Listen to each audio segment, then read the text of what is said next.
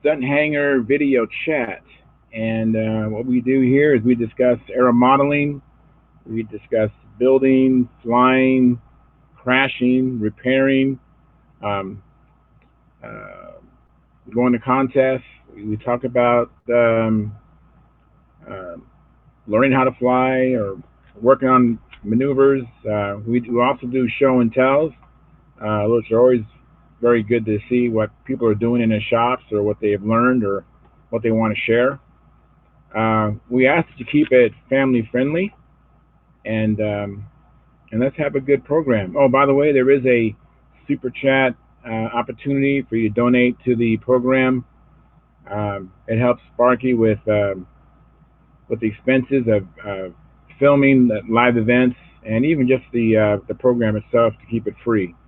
So I think I've covered everything. Let me go and have the link started at the Stunt Hangar so I can invite some other people here. So let me see here. Just I have another monitor to my right. So hosts. All right. So now I sent the invitation out. Now you can come join us. If you're a member of Stunt Hangar, you can, with a camera and a mic, you can come in and join the program and participate and contribute, which is always fun, particularly new people. It always rejuvenates us old guys to have new blood, someone new with a new set of eyes and experiences. And so all you gotta do is, if you're not a member, you have to register, and you register with your real first name, space, last name, and email, and then you'll be able to come into a link that's not available to non-members. It's called At the Bench, and At the Bench thread is where you'll find the invite link into this meeting. So, anyways, today, hey Peter. Anyways, today I was Yeah. out with the guy that I'm helping fly or teach fly, I should say, and he actually turned the corner and actually making some pretty good landings. So I'm really excited to see him figure it out. And I actually asked him to join us. So hopefully Joe Mata will join us if he remembers or if he can get in. So anyways, enough about me and what's going on with me. What's going on with you, Peter? Oh, a bunch of chores around the house. I finally managed to break away some free time. And I drilled I drilled the motor mount holes on the Saginaw, installed some blind nuts.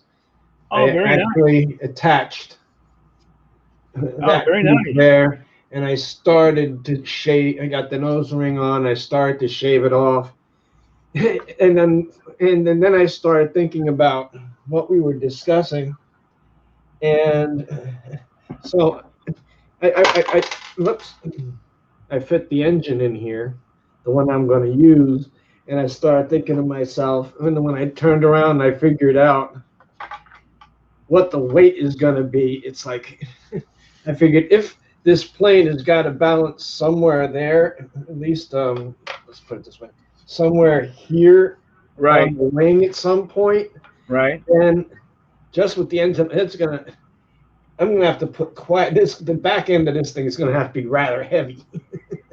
Oh, So okay. I'm looking at a model that's probably gonna turn out to be seriously nose heavy. At least with this engine, the problem is that I can't swap like them that said, okay, well maybe I'll put in the OS 35 stunt because this motor is an entire ounce, almost an ounce and a quarter lighter Right. than the Thunder Tiger. But then I realized is that where the holes are drilled, this engine, I'd have, it sits too far back. What happens Right. is the distance. If I can show them here, you see how much longer Yeah, I see that. that Yeah. motor is. I'd have to pretty much hack the nose off again and then re-drill the holes so I can put this engine in there so it clears the. And Yeah. I said, no, I don't think I want to do that. Yeah, I know. I've been in that situation before. It's no fun. And I don't like to hog out the holes in the engine. I like to keep them as pristine as I possibly can. Oh yeah. So ultimately, what ends? The thing is it wouldn't even help in this instance because this engine has to be up here, and not only is the whole spacing different on the 35S, but it's about a half an inch. Have to shove this whole thing. Would have to shove this whole thing about a half an inch further forward. And I suppose I can just drill new holes but then I've already got this thing back here. I have to rip that up to put the blind nuts in. And I know. Boy, I hate being in that position. I've been there before. Yeah, now, because they on this particular profile, this is it. That's as wide as the view. There is nothing back here except for this stabilizer. Oh, okay. I follow you. Oh, okay. Well, who knows? Once you get the wing in there, you might have a little bit more weight added to the rear. I hope. I hope.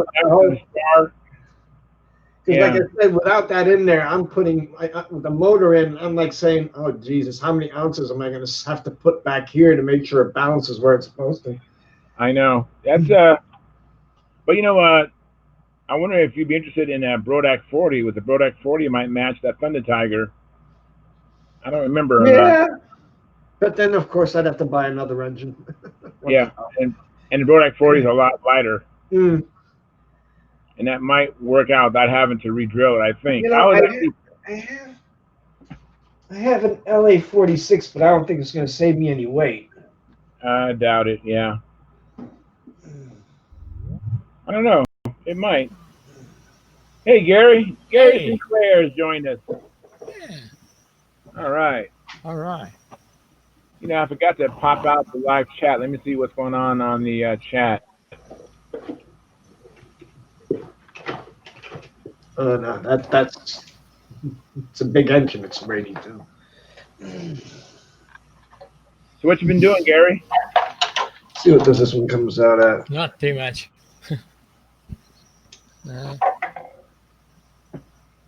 No, that weighs as much as the Thunder Tiger. Yeah. Yeah. Well, it might work out just fine. It might just seem like it's tremendously nose heavy, but once you get the stab, elevator, rudder, and then of course the part after the spar to the trailing edge, that all is going to add some weight.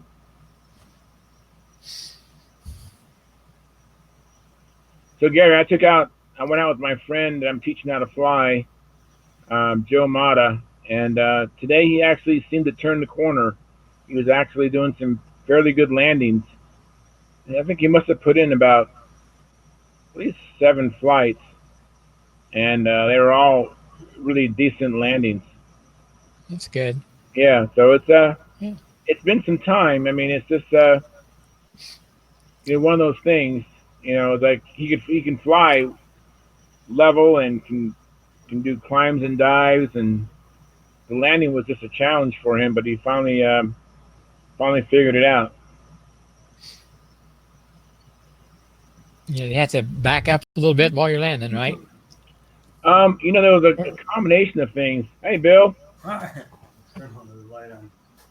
Yeah, combination of things, and but yeah, the light went on, and he's landing better. So I'm really excited. I think next week we'll probably.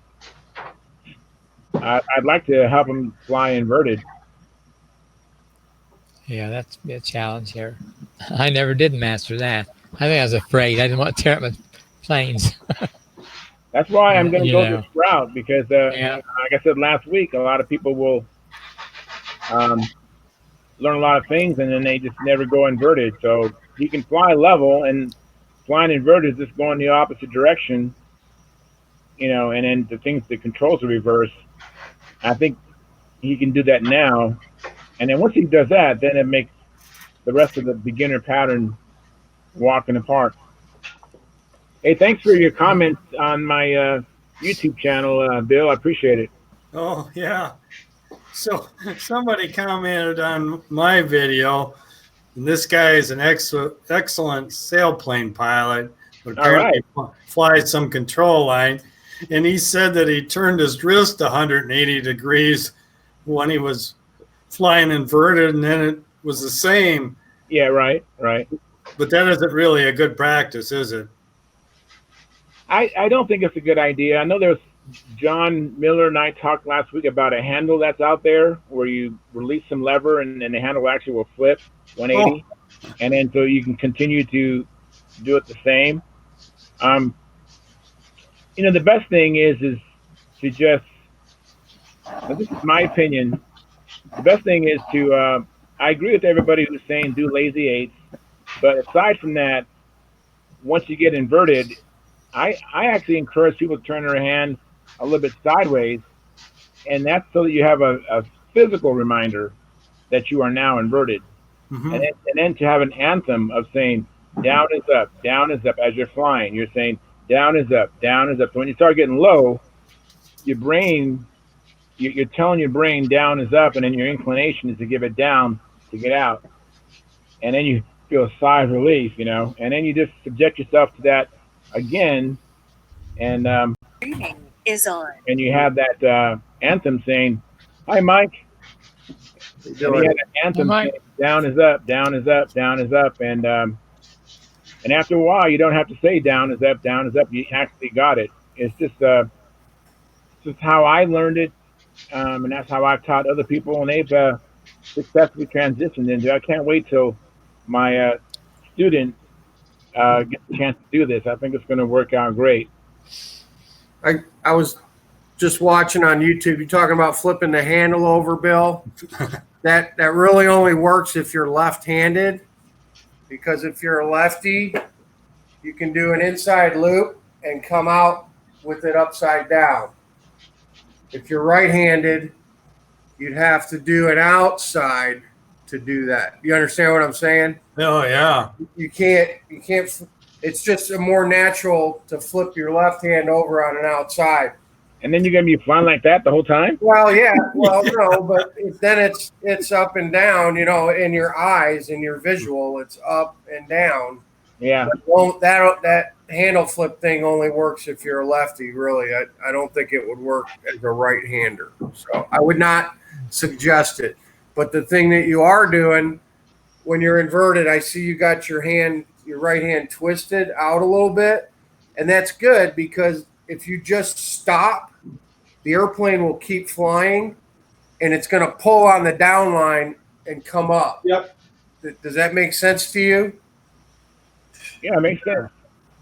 And I just, like I said, the physical reminder, if you want to overrule your reflex of giving the plane up to get out of trouble, so by having your hand laid down on the side and saying the anthem, down is up, down is up, when you get in trouble, you're going to do down is up because you just said down is up. Right. Mm-hmm. But do you understand what I'm saying, Bill? If you got your handle cocked a little bit like this, and you just stop and don't move, the airplane continues to go. The downline gets tighter, and the airplane is naturally going to want to come up for you. Yeah. If you have your hand turned this way, it's going to be the opposite, because the side that's behind the airplane is going to get tighter. So the downline behind the airplane when it's flying inverted, it'll naturally come around. And that's what I was talking about. You just start naturally bringing your hand back around. Don't be one of them guys that flies like this. Well, I think to learn is okay, in my opinion, with your hand sideways. I tell you, I saw Ted Fancher. I think Ted Fancher is a former national champion. I don't know how he's done in the world, but Ted Fancher is he was Pampa president. Sure. Ted Fancher is a highly celebrated pilot. Absolutely. And I saw him flying inverted and his hand was sideways. That was just during the reverse wing over. So I'm not saying he did that all the time, but I did witness that during the reverse wing over. But once you do this, it's not like you can't learn to get your hand upright. That doesn't. Right. There's a few guys that get locked into flying like this, and they just never make the transition. I would suggest making that transition as fast as you can, because it's imagine flying overheads with your hands sideways and stuff. Oh no, I'm talking about just level flight. No, Level flight. I understand, but there are some guys that fly like this. Wow. Yeah. Yeah, there's some peculiar habits. I met a guy who actually, because I guess he was a real pilot, and when you fly a real plane, you know, you pull it down to go up, right? And you push it forward to go down, right? Yeah, put forward, yeah. go down, pull back to go up. And so he just thought that's how you fly a control line plane. Yeah. Hey, But- John, what's up, John? Hey, John. How much? Hey, Jen. How you doing? Doing well. So my thinking into this this idea of if you are a world champion or a national champion, you know, everything you do has to be perfect and stuff like that. Just not subscribing to it. You know, Right. the only thing it means you can fly a good pattern. Yeah. And sometimes people learn from other people that did that before them or did the testing and say, hey, let me try this and it works for me too, right? And Right. you know, I give them all the credit now for winning and stuff like that. But like, let me give you a simple example.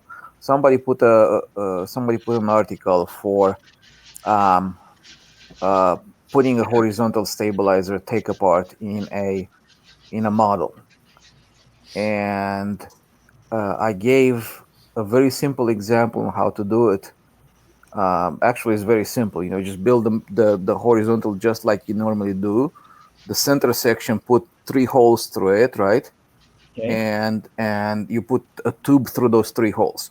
So you build it normally, then you slice it up vertically and just put some carbon fiber tubes through the holes. So when you take it apart and put it back together, it's going to match, right? Okay. Super simple to do. So you glue the center section in the fuselage, align it like you normally do, and it's just easy. And it's light too, because you don't have to make that whole tail section coming apart, screws coming from the top holding. You don't have to build the saddle. You don't have to build that vertical wall in front of the stabilizer. None of that matching on the rudder and it just, you know, and just because somebody that's a better flyer said something else, you know, automatically I was the idiot on the, over there, as if I don't know how to build stuff, you know. And you know, I just keep my mouth shut, you know. So sometimes, you know, just because of, yeah, you know. Well, you know, sometimes I've been accused of having the tail wag the dog. You know, I've had someone else go do it this way, and it's like, wow, that's so much better. So sometimes someone can have an idea that no one's ever thought of, which is like obvious. We should have done that way in the first time. Like the way you're describing your horizontal stab, right? I mean, how hard can that be? You build the stab like you always done it. In the center section, you drill 3 holes across. They don't even have to align. Right. You just have to drill them as straight as possible. If you have a drill press and put them in something vertical, and then you drill 1, 2, 3, it really doesn't matter where you drill them. Okay. Right. Because they're all parallel. Right. Right. And then you put an aluminum tube inside of them. You glue them in, and actually you need only 2. Actually, in this case, right? Right. So you put some aluminum tubes inside. We build the rest just like you normally do, and you just slice it in 3 sections, basically, right? Right. Right. And put some carbon fiber tubes through them. You put the 3 sections back together, and now you can blend them in a little bit, and you know the rest is normal stuff, you know. So the center section is actually glued in the fuselage permanently, right? Yes. And then you have the other parts that you sliced off that slide onto the tube. Exactly. Okay. And a little piece of tape underneath the all you have to do just slide them in, just put a piece of tape underneath, done. All right, so who's our new fellow jipster? Can you hear me? Yeah, I can hear you. This is Ed Carlo. I finally got my mic and camera. Oh, fantastic. Oh, that's great. We've communicated in the past. That's great. Yeah, I got it yesterday. My son-in-law brought it down. They're visiting. It Fantastic. seems, Yeah, you got a good picture. Let me make you large here so everybody can see you. Mm-hmm. Awesome. apparently when we upgraded the computer, the old mic and camera weren't compatible with the new computer. Right. So he got me a new mic and a new camera, and good to Awesome. go. Awesome. Very good, Ed. So, You know- nice seeing you guys. Nice being able to talk to you. I know. It's been the YouTube thing's okay. It's just not the same as being live. Yeah. Is it Ed Carlisle? Is that right? Carlaw. Carlaw, like car and law. Carlu. Carlaw. Okay. Carlaw. I've been struggling with your last name too, Carlaw. A lot of people have trouble with my name. Yeah. And it's like it's simple, but I was like, Type it. Carlaw. Type it in your picture, and then it'll be in there every time you come on. Okay. So you can play with some of the settings. There's like some dots and some options and stuff that you can click on, and you can add your name in there, and then it'll be there forever on Jitsi. Every week when you come in, it'll say your name instead of fellow Jitster. Oh, okay.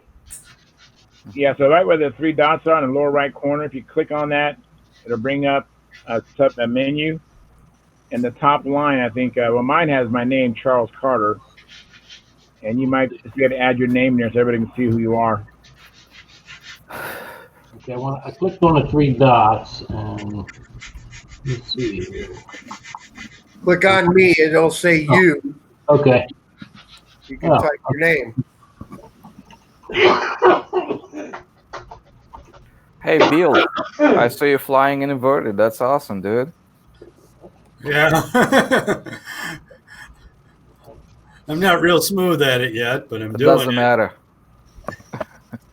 Thanks, Ed. Put your name in there. I appreciate it. Yeah.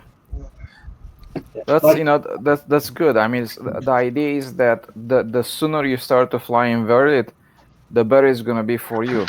Uh-huh. And I'm saying this because a lot of people are learning to fly normal flight and they do inside loops and everything is a normal flight, right? They never venture inverted. And then when they start to learn inverted, that's just so much later in their career that they're very comfortable doing everything on normal, but when they go inverted, it scares the bejesus out of them. The faster you can fly inverted, the better off you are, man. The faster you can start doing figure eights and outsides, the better off you'll be. Okay. Yep. You got to get your head right. And the quicker you do that, the easier it'll be. It'll be just as natural to do everything outside and upside down as it is to do it right side up with your hand and your eye looking at the airplane. Your brain will just switch normally, and that's where you want to get to. Yep. That's the best way to do it. Yes, it's like sometimes if you watch beginner flying, the pattern, they do a nice inside loop, and then you go like little tiny donut on the outside loop. So nice inside loop, little tiny donut. Yeah, because they're scared. It's like, ah! It's like, oh my god, ah! Yeah, just keep loop. flying the airplane put it where you want it, just like you would if it was right side up. That's right. Yeah, Charlie, when you first said that, I don't know how many months ago, I thought, well, you're so right. So the guy that I'm teaching to fly, we're not even going to do loops. We're going to go right from pretty soon I'm going to have him do inverted. I'll help him get the plane inverted, and then we practice passing the handle back and forth, and we're very good at it. We're not amateurs. We must have done it at least 100 times already, and so 100 times. a lot. I may be exaggerating, but an awful lot. So I'm sure that once I get it level, he'll be able to take over. And the plane doesn't hunt, so it pretty much stays still. So I can't wait to get him that and then help him fly inverted before he does the loops and figure eights and all that stuff. Yeah. How big are your hands, Charles? I don't know. They're pretty big. I had it. Okay, well, I just want because Sam and I have done a lot of handle passing too, and the way. And I can fly right-handed, even though I'm a lefty. I can take the airplane from him and keep it crashing right-handed. I spread my fingers as far apart as I can and just get them on the cables so the handle kind of butts up against these two knuckles. Okay. And I can grab the handle just like if those are the lines. Right. Put my fingers there, and then these knuckles butt up against the handle, and I just squeeze, and then I got it. and he can take his hand out, and then I put mine in. Oh, okay. You know what I do is I'm actually holding on to the bar. The handle I use has a bar. Yeah, okay. He's got a bar. My hand's on the outside of the handle. It's never inside where he grabs.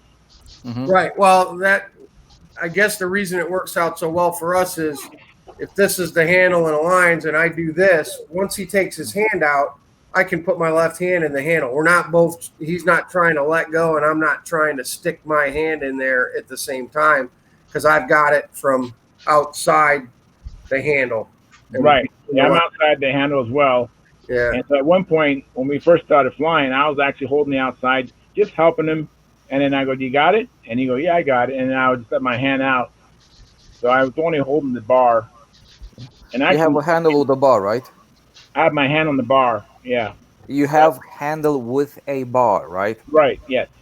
Oh yeah, that's easy to make transition. I mean, you just go in the front to grab the bar, and when they take their hands off, you can just shuffle around and that's easy. But if you have one of those handles with no bar, I think that's what Mike is talking about. Yeah. Yeah, that is what I'm talking about. Yeah, I thought that wouldn't be good for us. So what I do is I put my hands click on you, Mike. like this.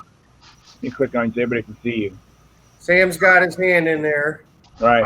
I take my fingers and split, and I grab right here. Wow. When he lets go, I can put my left hand in there. Okay. I'm actually flying the airplane from here. I follow you. And as long as I got my fingers hooked around like this, it can't go anywhere. Right. Yeah, if I was like, I can't see what I'm doing, I'm trying to watch the video and make my hands go. But anyway, you get the idea. I kind of do that, and he can take his hand out, and then I can transition to there. So what handle is that? Is that fly the right way, left-handed. Whose handle is that? That's a CAS handle. Okay, that's what I thought it was. Yeah, we got 3 of these, and we're just trying to. I'm going to get more. We're just going to use the same ones for both of us for all our planes, so we're not. You know, I've got probably 15 handles. You know that we've different stuff, and Tom Morris handles, bias handles, hard point handles, and all kinds of different ones. It's just easier for both of us to use the same one with the same size. And now that tubing, what is that tubing? Oh, that's just bladder tubing. That's just a combat thing, man. That's just a piece of bladder tubing, and I like to slide it over the clips. Yeah. The cable on the handle, because then it'll never ever get bound up here. You know, you'll never get one twisted or bound up, and it's not obtrusive or anything. It's really not in your way. But we have to do this on all our combat handles so there's no snags there. You can't have a snag at your handle. That's bad to have exposed line clips. Oh, yeah. And especially if you're using crimps too, you know, even a little part on the crimp can snag a line. So we like to cover that stuff up. And then it just keeps everything neat at this end of the handle. So you really got to make sure that your lead out connectors are straight when you go to the airplane. A number of the stunt guys have been doing it for years. Wendy you got 4 chances to have a thimble get crooked in a connector. So now you only got 2 if you put those on there. Right. I like that. Because I've actually tried some tubing, but the tubing I found was too stiff. Because I saw Wendy Anowski's videos, and I thought that was a great idea, but I couldn't find them. But a lot of them just bladder. Oh, Charles, if we'd have talked about this last week, I would have put some in with your props because I got a ton of old bladder tubing that's it's no good anymore for bladders because it's old and UV rotted, but it's perfect for that. I'll put some in an envelope and send you a couple. Oh, it's okay. I got. You can get it at Home Depot. I got some combat friends out here. I got Greg Hill and. Oh yeah. Just tell them you want speed limit bladder tubing. It's the 1/4-inch stuff. 1/4-inch bladder tubing. That's all you need. And I bet he's got some old rotted out stuff that he ain't using anymore too. All right. Yeah, I brought Greg Hill, a guy named Sean Day. Those guys both compete. And then I have a sport combat flyer named Stuart Mossman.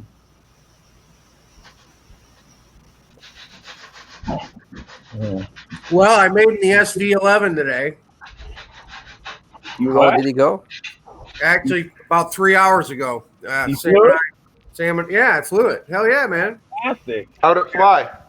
It was good. I needed a little more tip weight in it, and so I came home and did that.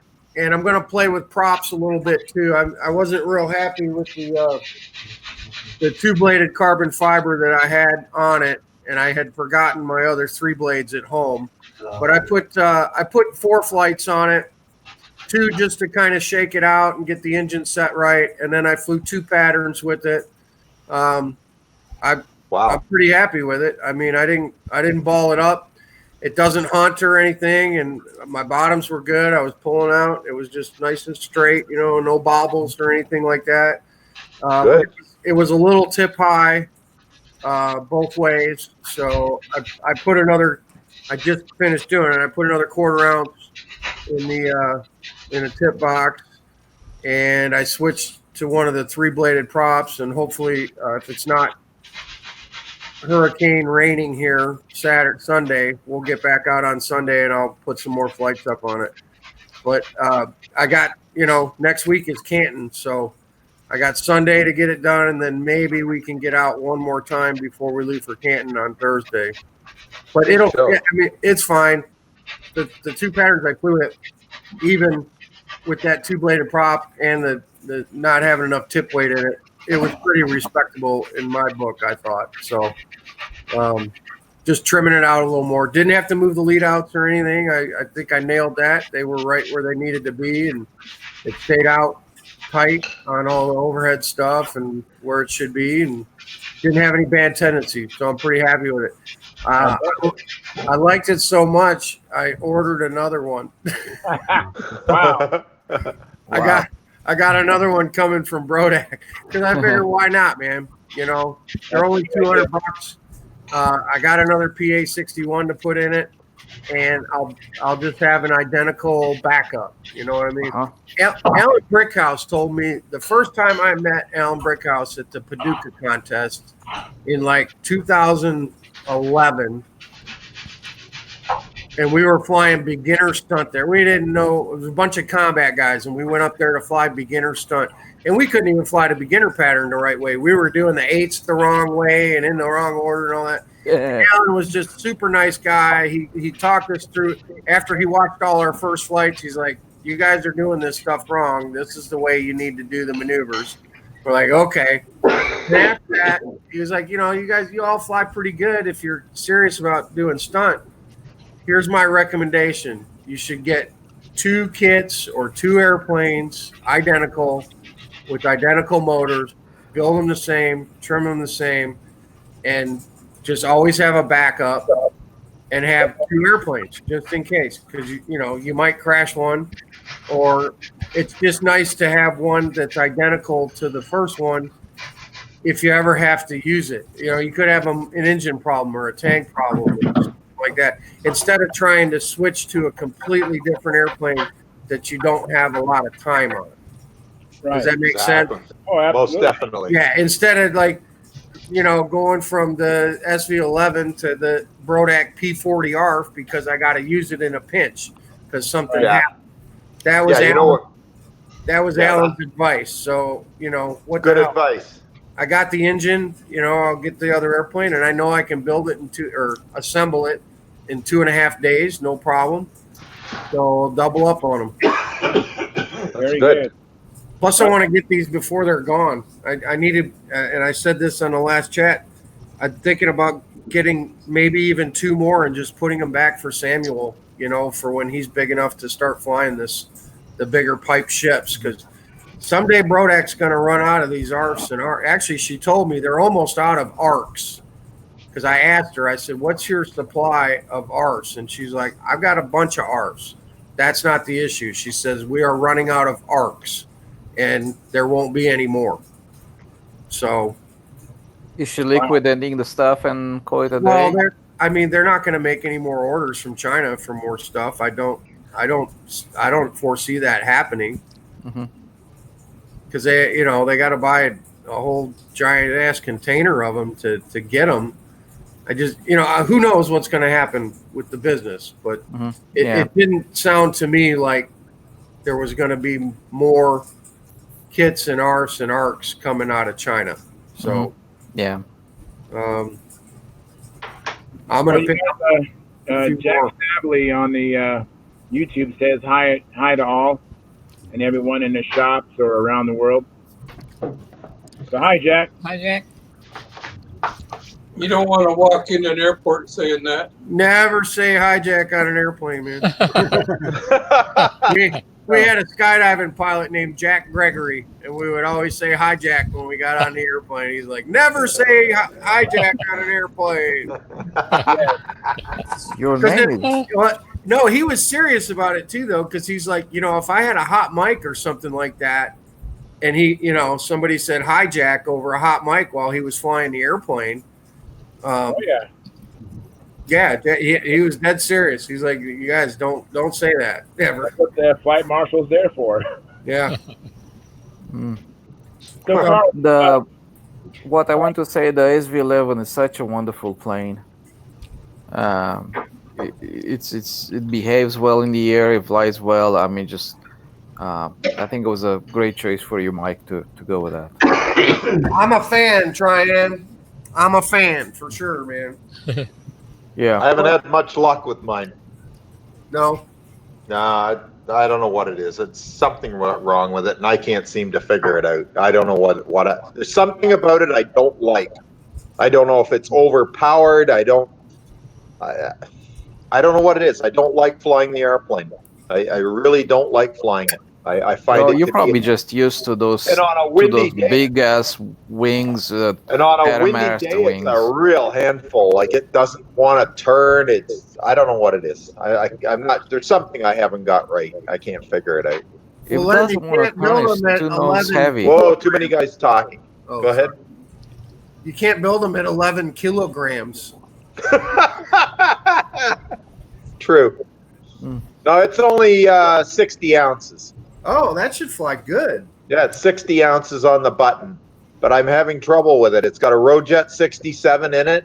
Maybe it's nose heavy. I don't know, but it just seems like it doesn't. Sounds like it. Yeah.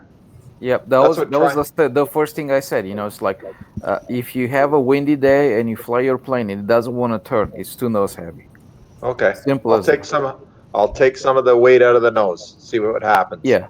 If during a calm day outside, the plane is turning fine and is behaving okay, and then when the wind comes on and all of a sudden it refuses to turn, it's too nose heavy. Okay, I should know that by now, but for some reason I seem to have tapped it on this one. But I haven't flown it much. From what I've noticed, the closer you are to the neutral point with the CG, the more even is going to fly both in windy and calm weather. Okay. The more nose heavy you are, the more discrepancy you have between the way it turns in windy weather and calm weather. Okay. I'm pretty sure then that's probably what's going on, because it's a real dog on a windy day. It won't turn worth a damn.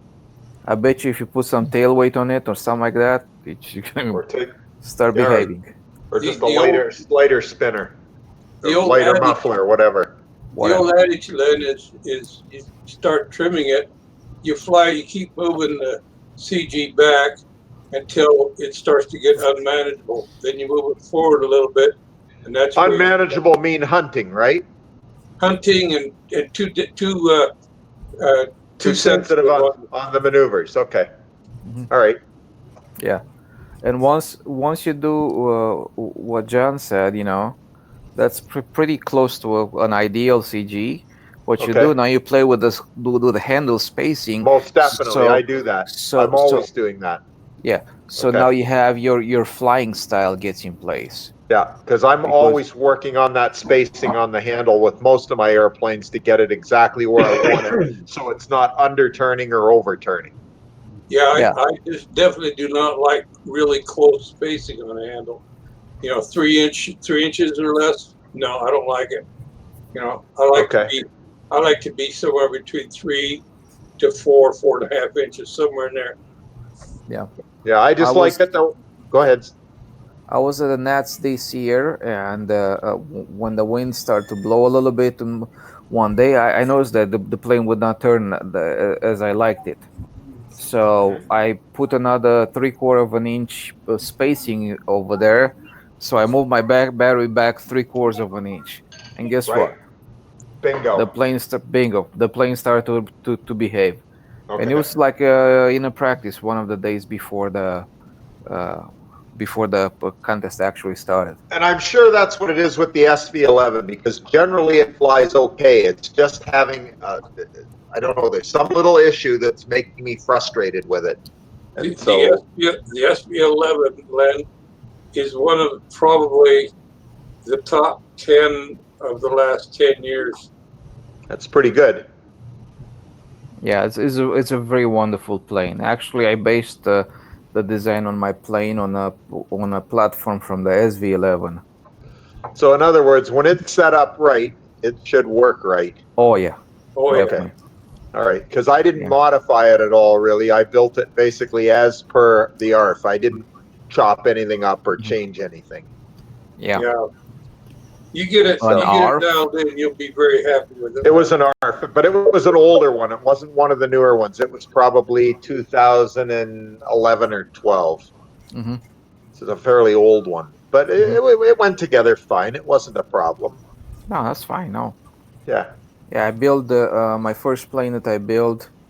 Actually, I jumped from a twister-ish plane straight into an SV12. Wow, that's a big difference. A little bit of a difference, yeah. Yeah. And so I'm going from a OS-35 on a very weak nose where it was shaking so much the engine would quit in the middle of the flight, even though it was a decent engine, right? And it's really terrible plane.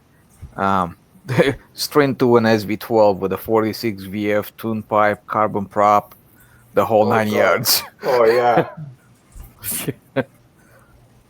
Yeah, my buddy Keith did that. He built his first SV11 after flying very average type airplanes as well, and wow, what a difference! It was like night and day. And his his had a Rojet 65 at the time with a pipe on it, and the whole bit. And I flew it, and it flew absolutely magnificent. I was like, "Whoa, does this ever fly good?" Yeah.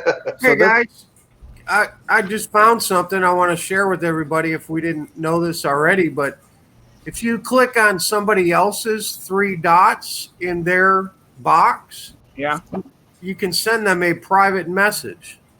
Oh.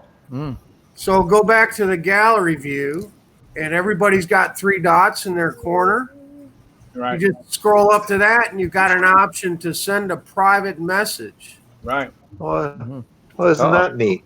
So we can talk about other guys between each other and laugh at them by typing at it. That's cool. By typing messages. Okay, just thought I'd share that. That's new. I just found that. I don't see 3 dots. Are you on the gallery view? Right-hand side. Okay, so look at my screen, put your cursor on it, and just go up to the top right-hand corner of my screen. I see it there, yeah. And it'll say mute everyone else, kick out. Ooh, you can kick somebody out if you want. Whoa. Oh. That's I better behave. That's dangerous. I wonder if that's an admin power or if anybody has the power to kick somebody out. It's there. Bye, Lynn. See you later, Lynn. You get the message, Mike? Okay. I just wanted to see if it would work, Yeah. Carry on. That's fine. You know, Hey guys, I have a question for Carl because you're new, and I'm curious. Do you fly control line, or do you fly RC? Do you fly or don't fly? What? I'm president of the Cumberland Control Liners here in South Jersey. Oh, fantastic! But we're about an hour south of the Philly Flyers. So, Okay. Yeah. I know some of them guys. I know some of you guys by name. But would never ever put a face with a name. So. Yeah, you're on You're on the forum, right? I think I recognize your name from Stunt Hangar from the forum. You've made some posts on there, right? Yep. Okay. Yeah. So we haven't flown much because our field is released it from the city, and it's been under lockdown. So we just got the field back, I guess, about a month ago. And then the weather turned bad, and it's rained almost every weekend. So we haven't had it. You're in Jersey. Do you fly with Al Ferraro? I don't. I know the name, but I don't know him personally. Okay. Now I fly with let's see, John Saunders. Oh yeah, we know him. Actually, He's a great guy. Club. I'm trying to think who else you guys might know. Van Jock. We have the Philly Flyers come down once a year, fly at our field. We have a get together with them guys. Okay. So it's like I said, we just got the field back. Then the weather turned bad. I haven't flown much. I've been fighting vertigo bad for the last couple of years. Oh really? Oh man, that's too bad. That's not good for us control line guys. No, I get to flying. If I'm lucky, I can get a couple flights in, and then I'm done. So, I haven't flown much, like I said, in the last couple of years. And, So have you had your ears irrigated and stuff like that? Yeah, the whole 9 yards. So it's just they haven't figured it out. So I deal with it. I fly when I can. Yeah. I watch the guys fly, or help them out whatever they need. So I got a question for you guys. Sure. 4 or 5 years ago, there was 3 or 4 of us right at the Millville Army Air Museum here in Millville. They let us use one of their buildings, and we taught a class. We usually had 6 or 8 kids for the class. We did this for 4 or 5 years. The class went for like 3 months on Saturday, 4 or 5 hours, and we supplied the planes and the engines and the tools and stuff, and we sent them through the course, and we get them to solo. We had probably 30 kids between 9 and 12, and we couldn't keep them. They just they fell off the face of the earth. We couldn't get them to join the club. They soloed in the lessons. The program was finished. We never saw them again. So It's the same. Right now, only I think 10 guys in our club, and we just. Unless their dads are going to do it, they won't come back. You got to the dad's got to get hooked. Yeah, we even had some of the dads say they wanted to fly and didn't. It's a shame because, like I said, we had like 30 kids that are all between 9 and 12. We helped them build the planes. Like I said, I think we did it for like 3 months at a crack. We did it for 4 or 5 years, and we had none of them. Yeah. Yeah, that's unfortunate. It's frustrating. Usually, I listened to Mike talk about sound, and like you said, because I can't see you. dad flies. I mean, I've been in and out of control line since the late 60s. usually what I've seen happen is on the average, you'll get 10 kids that go through a program like yours, and you might get one of them might show back up. It's once they're back in the organized part of it, they go on to other things. There's so much vying for their attention. Electronics, phones and stuff. And, yeah. I don't know how you fight that. It's a shame. Yeah, what you might consider doing is holding weekly or semi-weekly meets for them at your flying field. Invite them out, pick them up, bring them over, get them hooked on the flying part of it. They they built for a reason, but now you need to hook them on the flying part. You need to teach them how to fly stunt or fly team race or combat or something. Get them involved in something to where it's more than just roundy round for them. Yeah. Well, the hardest thing was getting them to come to the field, even getting the parents to bring them. Right. It meant that the parents have dropped the kids off at your building function.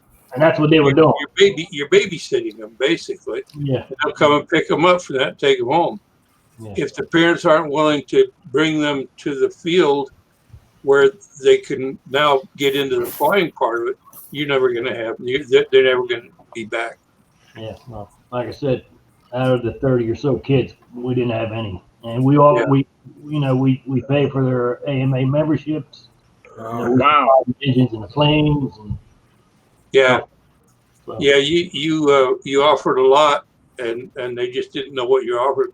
You look at the successful guys that have got kids flying, and every one of them, their dad is involved with it. Yeah. I mean, you look at. I remember the Berries when Derek was just a kid. His dad had him out there flying, took him to the contest. Look at Mike and Sam. Look at Steve and oh gosh, what's her name? Samantha. Yeah, Sam. Steve and Sam, and there's lots of others that could. I'm sure Tran, your son, is getting involved a little bit. I don't know if he's going to stay in there, but you're willing to take him out and do things with him, I'm sure. Yeah. Yeah, my problem is that I don't have a plane for him right now. Yeah. That's my problem. So actually I'm building something for him because he liked the ring rat that we used at the Triple Tree. He liked the smaller planes. So that's what I'm doing right now for him. Just building like a little ring rat, something that I'm trying to. Here's the spar for it actually. Keep it simple for now. Just build something that's what that's I'm really doing, easy. Like 3 ribs and stuff like that. I'm trying to make this one. If you want to build things for them that if they crash, it's no big deal, and you can have another one ready to go in a week. You want to have him really good airplanes yet.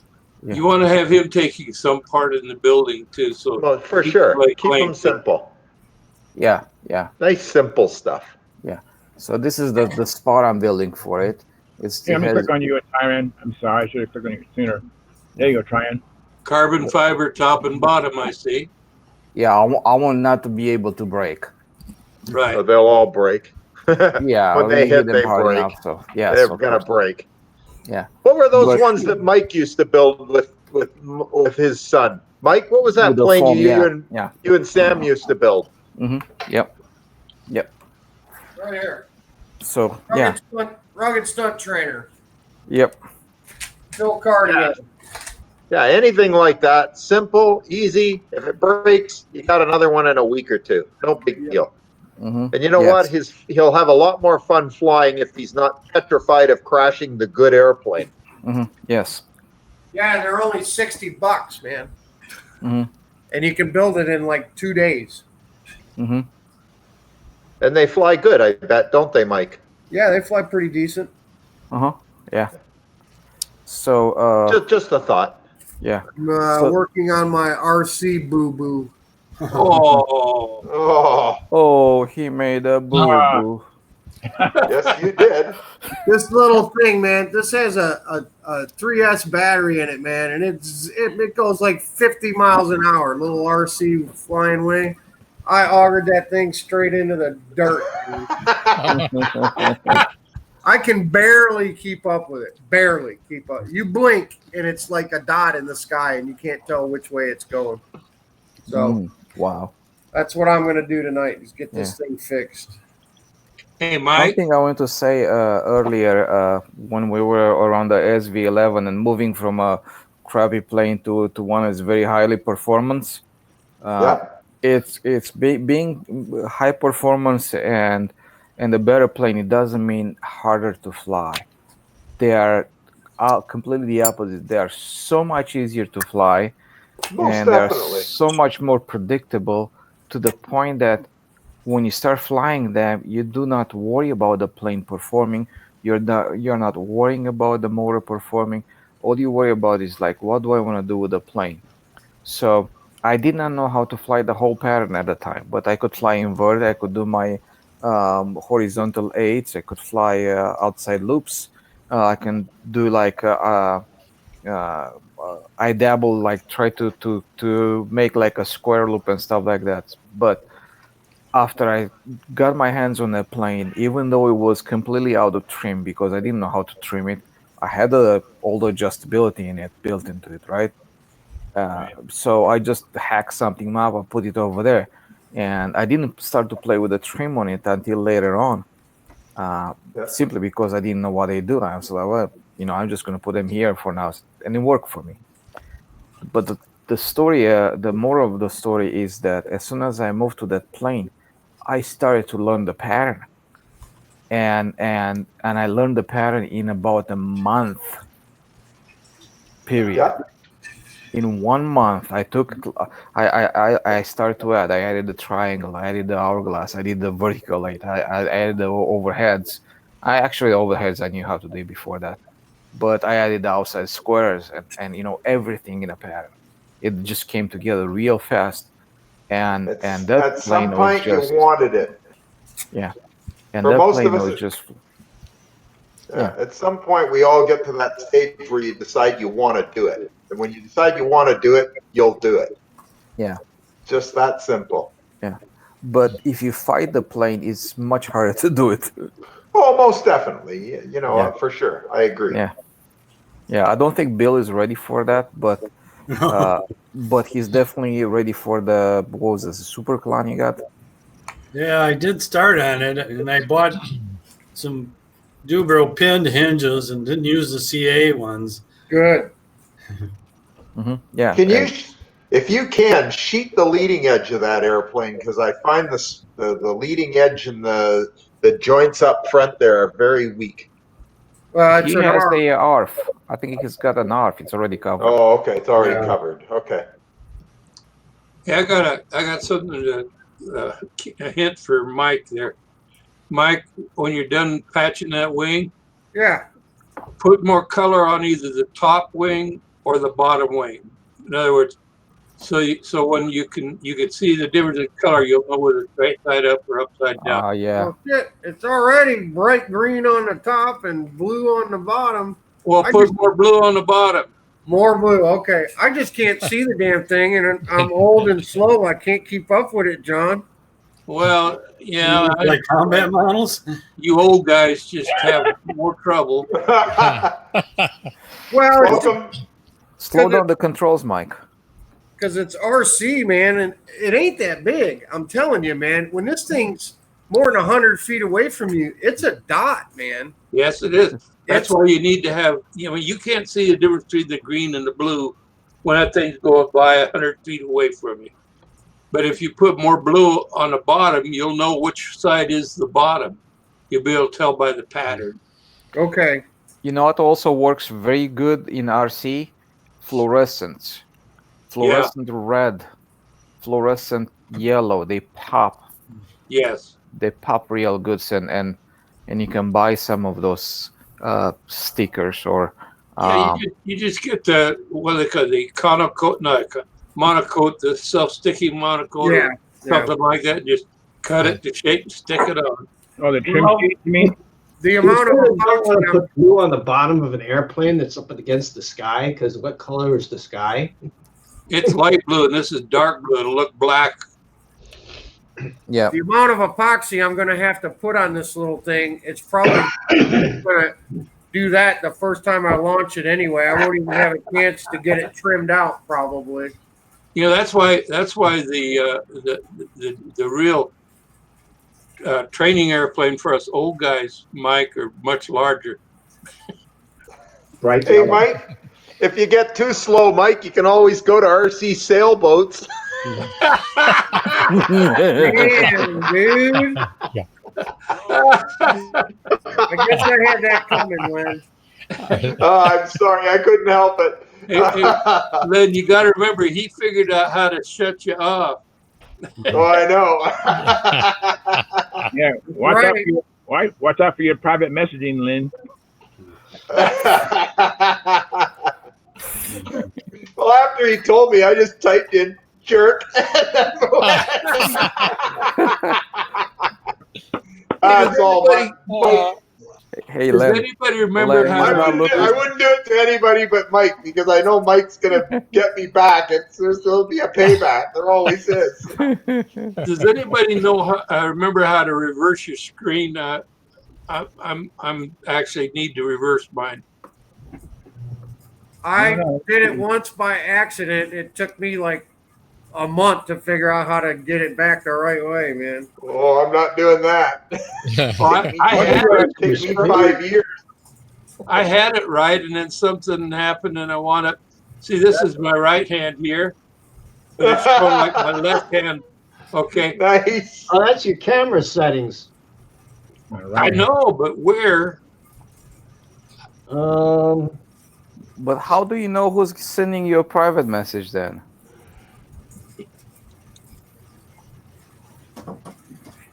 Yeah, do you see where the jerk came from, Mike? Hang on. I hadn't seen it yet. Had some 5-minute epoxy going here. Where is it? Let me see. Imaging devices. Oh yeah, I got. Okay, so you look in your bottom left where your hand is and your share screen in your hand.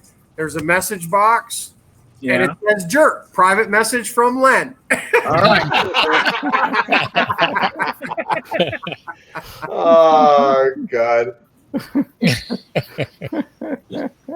Okay, but we can't see it, so it really is private. Then that's cool. And it's private. Yeah, it's up on the side of my screen.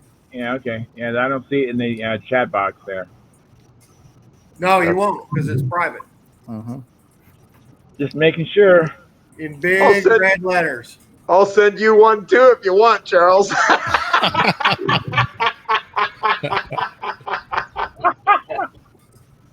Oh man, all the way from Canada. It probably unbelievable. It'd be awesome. Ooh, shut the horn.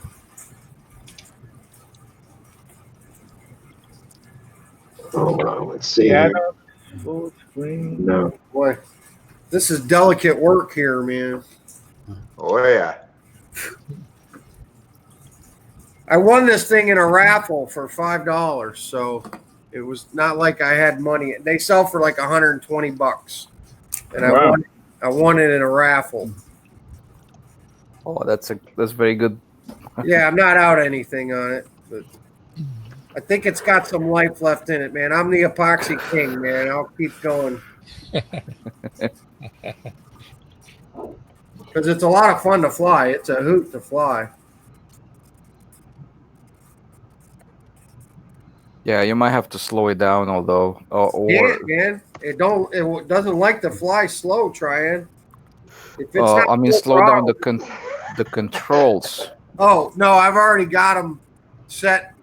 Yeah, I haven't even switched into high rates on it. I did it one time, and it was like... I was like, okay, enough of that. No, I say that same thing too.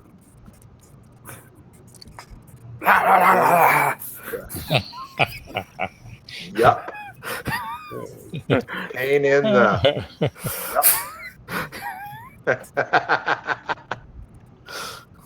Oh boy. So yeah. Hey, Mike. Yeah. I was at Jonal 16 and 17. 16, okay. That's when I was there, yeah. We didn't go till 18, Gary. That was our first year, and then we went in 19. So we missed you. Yeah. We weren't there. We wanted to go in 20, but we didn't go. Yeah, we did too, Len. We'd have met you there, man. Yeah, Maybe I want 20. to go to the 22. We'll just have to see. Maybe the Nats next year. There you go. They're in June, not July. Okay. They've announced it already. It's the last week of June. It's actually good for me. That way, Naomi and I should be able to get those holidays. It starts the day that Brodack would have ended. Okay. So we usually come home from Brodack's on Father's Day. Right. That's the first day of the Nats for like intermediate and beginner. Wow. The unofficial event. Huh. Wow. That's wild. Well, you won't have to worry about Brodax, I'm afraid. I don't think so, unfortunately. Unfortunately. Yeah, I don't know if anybody will try to run a contest at that time or not. Who knows? They shouldn't this year because of the Nats. That's right. You know, it should just be take a year off. Yeah. And then the Nats will be back to normal the following year. The following year. Why did they move the Nats? Because of World Championships. World Championships, I believe. Yeah. That didn't stop them in the past. Well, no, it wasn't a World Championships. There's something else going on. There's something else happening in Muncie our normal week. That's what it is. I can look it up. I'll find it. Would it be the team trials?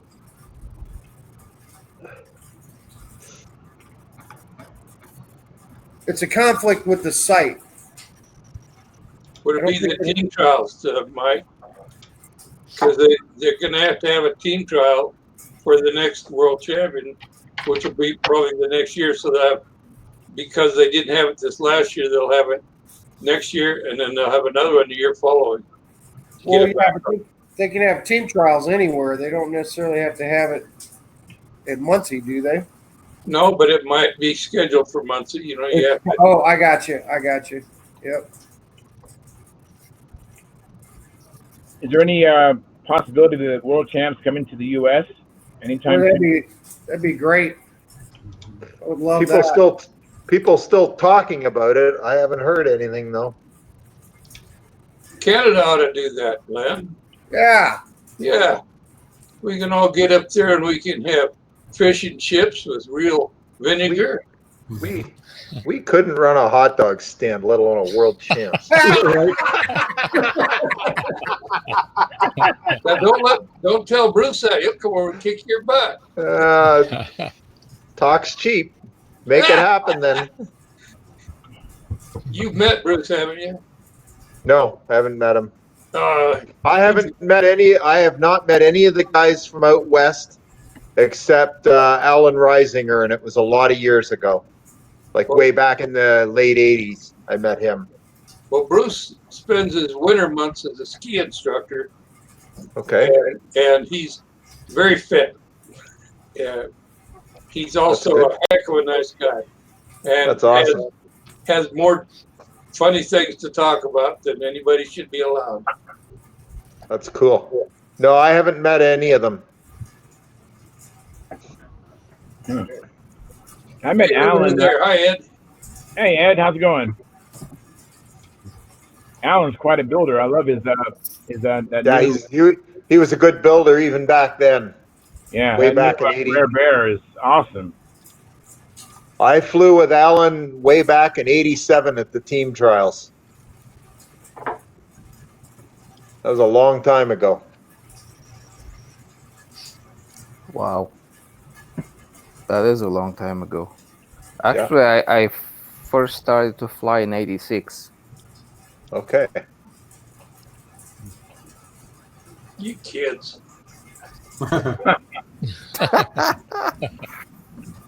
Yeah, I was flying a 45 powered oversized Nobler-ish type thing with a Enya 45 in it that I cooked on the first two runs. And Freddie Tellier and Al Reisinger stayed up all three-quarters of the night trying to melt the tank out of the fuselage because it was epoxied in so they could put a better tank in it. And then Freddie Tellier lent me one of his backup motors to put in my airplane so I could fly in the team trials the next day. Ah, Wow. isn't that awesome how guys are willing to do stuff like that? Oh, it was phenomenal. Unbelievable. Never forgot it. And I remember we went down to the field the next morning, and I'm sitting there getting ready to fly this airplane. It was my airplane, but with Freddie's motor in it, and he looks at me and he goes, "What's that in your hand?" I said, "It's a chicken stick." He says, "Let's see it." So he takes it from me, he throws it across the field as far as he can throw it. I go, "What'd you do that for?" He says, "If I ever see you trying to start one of my motors with that bloody stick, you won't be using it, plain and simple." He says, "Now I'm Right. going to teach you how to start a model airplane engine." He says, "I'm going to teach you only once." And he says, "I want you to remember it for the rest of your life because this is how you do it." So he says to me, "Now here's what you do." He says, "You put your finger over the venturi and turn the prop over 3 or 4 times. Then he says, flip the engine 10 times. Put the battery on, turn the prop. If it bumps, signal to the judges, go and go." You know what? It always works. Yep. One flip and it goes. No monkeying around. Yep. He says, "Don't ever let me see you flipping a wooden prop with a chicken stick. Give me a break. You don't need one." He says, you're young and your reflexes are probably faster than mine. You're not going to get hit by the prop. Just start it properly. It'll never hit you." Mm. He was right. I still start my engines that way to this day. You know, How do you do them? How do you start them? What's that? How do you start them then? Okay, what I do is I put my finger over the venturi, turn it over 4 times. Okay? Without Then what the I do plug connected. It's not connected. Not connected. It's not. And I flip the engine 10 times. Just flip it. That gets the fuel through gets the engine nice and wet.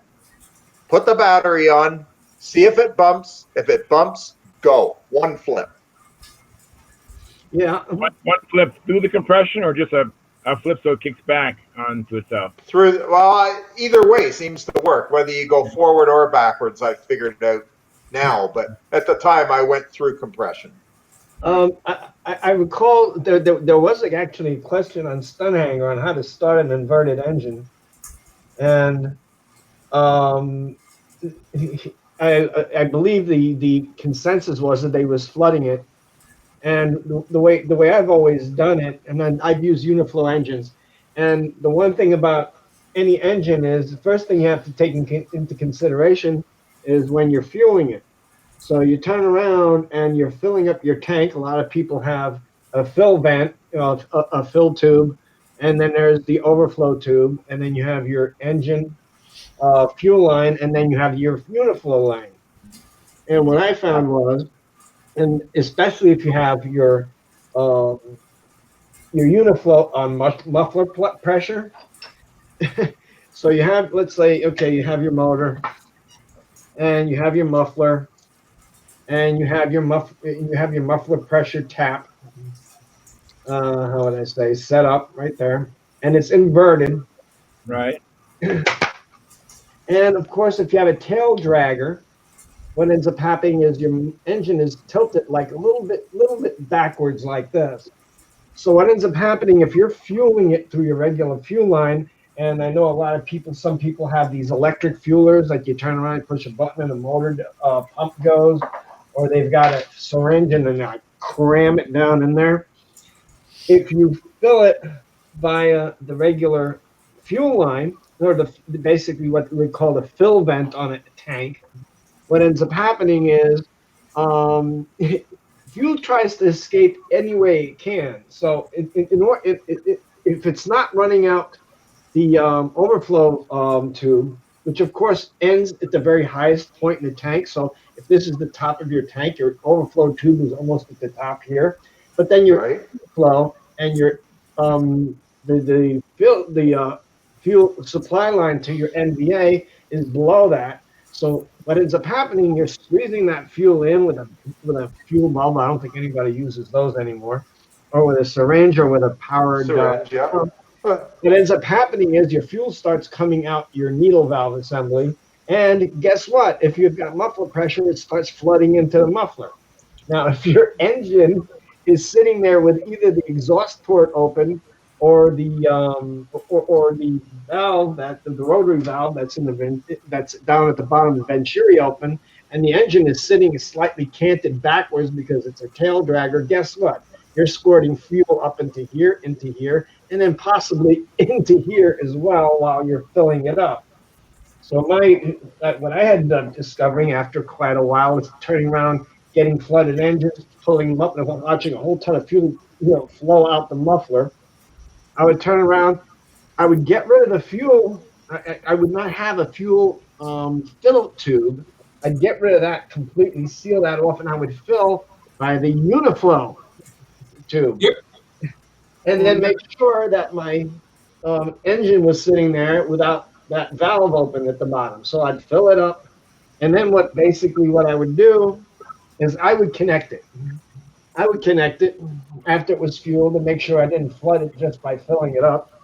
Put the finger over the venturi and then grab the prop. I mean, I not do this, grab it and turn it, bump. Okay, take my finger off the venturi and then give it a smack either this way or a smack either that way. It would run. It would typically run every single time. When you fill through your Uniflow, and when you put the cap on your overflow, that makes. No, I don't cap the overflow. What I've discovered, I get rid of the fill line because a lot of especially I don't. The thing is when you. I think I have a magnet tank around here somewhere. The thing is when you don't cap your overflow, now you've got your fuel is going to run through it because there's nothing to maintain there to keep it from there. You cap it, now the air can't get in there to displace the fuel to come down, so the fuel is going to stay there because it's blocked. You're misunderstanding what I'm saying. Maybe I am. Where's my? I feel mine through the Uniflow, but I always cap my overflow when I'm While done. you're fueling, John? So how do you know it's full? When I'm done, after I've fueled it, the first thing I do is cap the overflow. Oh, after you fill it, okay. Take the cap off the overflow, fill through the Uniflow.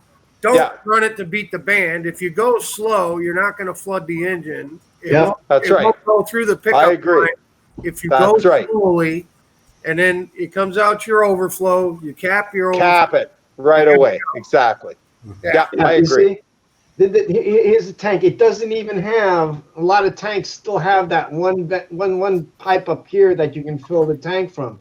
This doesn't have anymore. You still have 3 lines. You still have an overflow, a pickup, and a Uniflow. Yeah. So you don't need a fill. I fill it through here. Right? Yeah, yes, that's normal. Coming out here, then I turn around and I cap it. Right. Well, we're talking the same thing. Yeah, it's a Uniflow tank. Yeah. But Uniflow, I don't use. It's a Uniflow. Yeah, it's Uniflow. But are you using Uniflow with muffler pressure or with ram air pressure? No, usually I use it with muffler pressure. I don't. I use ram air pressure always.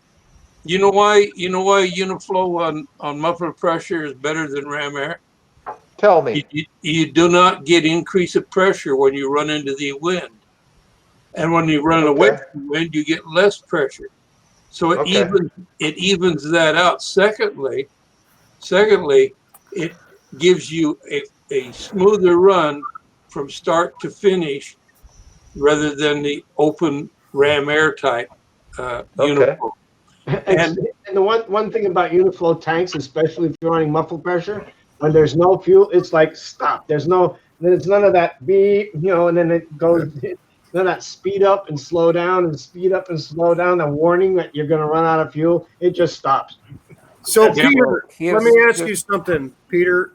If you're running muffler pressure on your Uniflow with that setup, I see the tank that you had. Where are you filling from? I'm filling from the Uniflow. So you're taking it off the muffler Yes, to fill it. yes. And That no, solves the but problem before of that, actually getting a whole bunch of fuel. If I were to fill it any other way, well, this is like I said, this tank no longer has a That's has a uniflow tank. tank. Some of them still do. Those that do is not a uniflow tank. yeah, that's Well, a standard it could be. tank. It's just that you're filling it in a different manner. Well, what I I want to think we're say, talking about apples and oranges here. Yeah. so what I want to say is that you can do about the muffler pressure versus no muffler pressure. Some engines like it, some don't. Some Right. planes want a more even engine run, some don't. So the idea I is agree. that try it with, try it without, see Right which on. one works better, and you know, go with it. Actually, that's how whole the whole theory of trimming a plane pretty much boils to make a change. If it goes into the good direction, keep it. If it Keep don't, it. you're going in the wrong direction. Exactly. Highly technical. I can't totally disagree with you, Trayan, on that. But I have found in the last 25 years, I've been running RC type uniflow tanks that I've never gone back to open air or ram air uniflow. It just doesn't suit my fancy. So you're using plastic tanks, are you? Right. RC tank. Okay. See, I'm using metal tanks, and it seems to work good with the other type. Well, think about it and try both. I found that once I got my everything organized, not organized, set up so that it was running like I wanted on a muffler pressure uniflow. That it was for me it was superior because I didn't have speed up and slow down into the wind, and believe me, you can get it with a ram air when you get winds 10, 20 miles an hour, and you go to a contest. What happens? What blows? The wind. And so it messes up your timing and the pattern. So I just got everything to where I have every uniflow tank I've set up in the last 20, 25 years has had muffler pressure and has worked fine for me. Okay. That's cool. Yeah. And, I just would say try working with it a bit, see if it doesn't make a difference for you. If you don't like it, you can always take the muffler. You can always go back. Pressure line now. Of course, yeah. And this is exactly what Wendy was talking about. Just try something. You can always try something else. So if it works, it works. If it doesn't, it doesn't. You can always go back to where your best your square one position is. Most definitely. Right? Yeah. For sure. Try a bigger prop. Try a smaller prop. Try a prop with more pitch. Try a prop with less pitch. Yes, the worst sin is to not try anything. Yeah. Yeah. The worst sin is the guys who don't try anything and say, "Oh, it's good enough." Well, no, you're always wanting it to be better. So you're better to try something than do nothing because it might be better. Different might be better. Yeah. Yeah. With the muffler pressure, you're usually putting in a nipple into the muffler, right? Yeah. And they come in different sizes. Like on my stalker, when I put a conventional size nipple, which is pretty small, I lost power. So then I went to the local hobby store and got the biggest nipple they have. I think it's like a 10/32 thread. And then I got the power back. So you might also experiment with different sizes. I've even drilled them out as much as I can. To put bigger ones in, yeah. So I get the benefit of the muffler pressure, which avoids all the ram air problems that John's talking about. And that's what I've done. And also, when I have not used muffler pressure, I've actually put some copper tubing in the silicone hose onto the vent pipe, and I've reduced that ID so that it's not so susceptible to the ram air. When you're going into the wind or when you're out of the wind, that change, by shrinking that hole, the engine's less susceptible to that rich heat up when it gets the ram air because then it runs rich, right?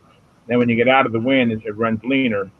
And by adjusting that ID, you can change that. That's what I do too. Like some of mine, I find on my Tiger 51s, I have a very small hole in the ram airline. Like I have a nipple on the end that's very small, and they run absolutely gorgeous with the ram air. So I don't know.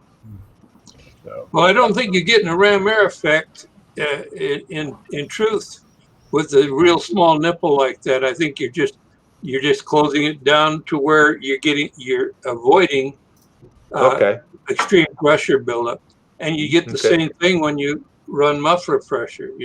Well, that's possible too. Yeah. Well, with the muffler pressure, you're going to have a more consistent engine run as far as power, but with it being open to the ram air at the end of the flight, the engine will run a little bit quicker, which you see for some airplanes, it's advantageous to have that when you're doing at the end of the pattern it's more difficult. I mean, it takes more performance, more horsepower. And so by having one setup versus the other, you got to see what you like best with your airplane. Exactly. That's exactly right. And what I want to say is that both setups have pluses and minuses, right? Right. So like when you're using muffler pressure, you take away from the brake of the motor. When you use direct, not necessarily. Well, not necessarily, Tran. I run stalkers and I get good brake. It's a stalker. That's why. Pressure on your fuel is basically a extension of your engine RPM. So if your engine RPM is lower, you're not going to pressurize or shove as much pressure into the tank as when the RPMs are higher. So you figure, okay, the RPMs go down. That means your mixture is going to get leaner.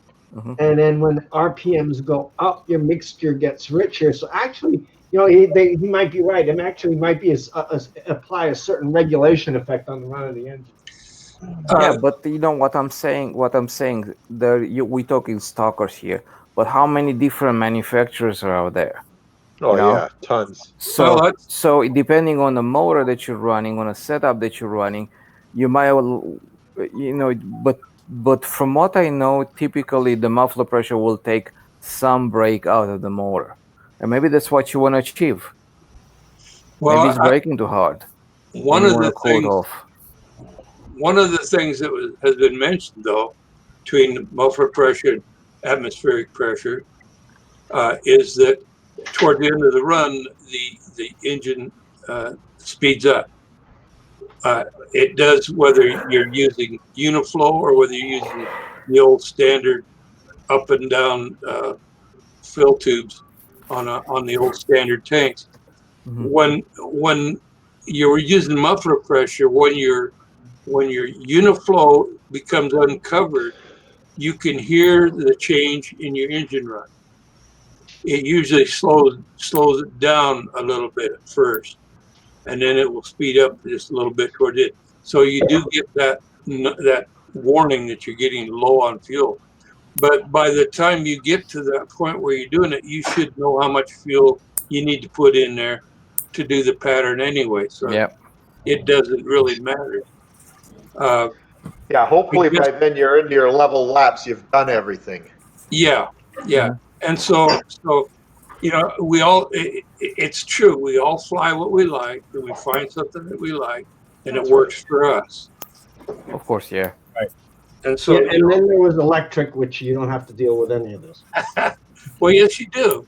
You can't have too long a lead.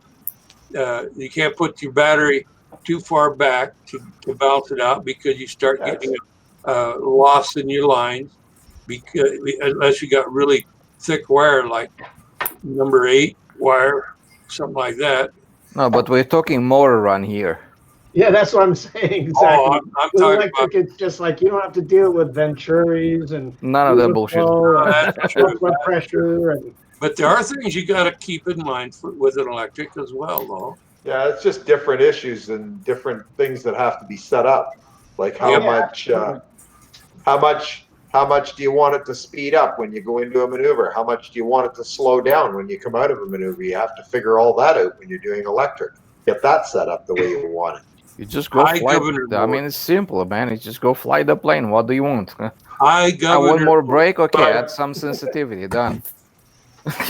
Yeah. Get more Hi, break. Governor Yeah. Moore. That's the way to go.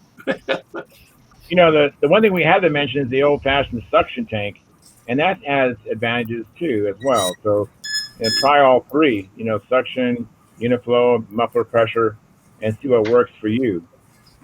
Well, They all do offer different advantages and different.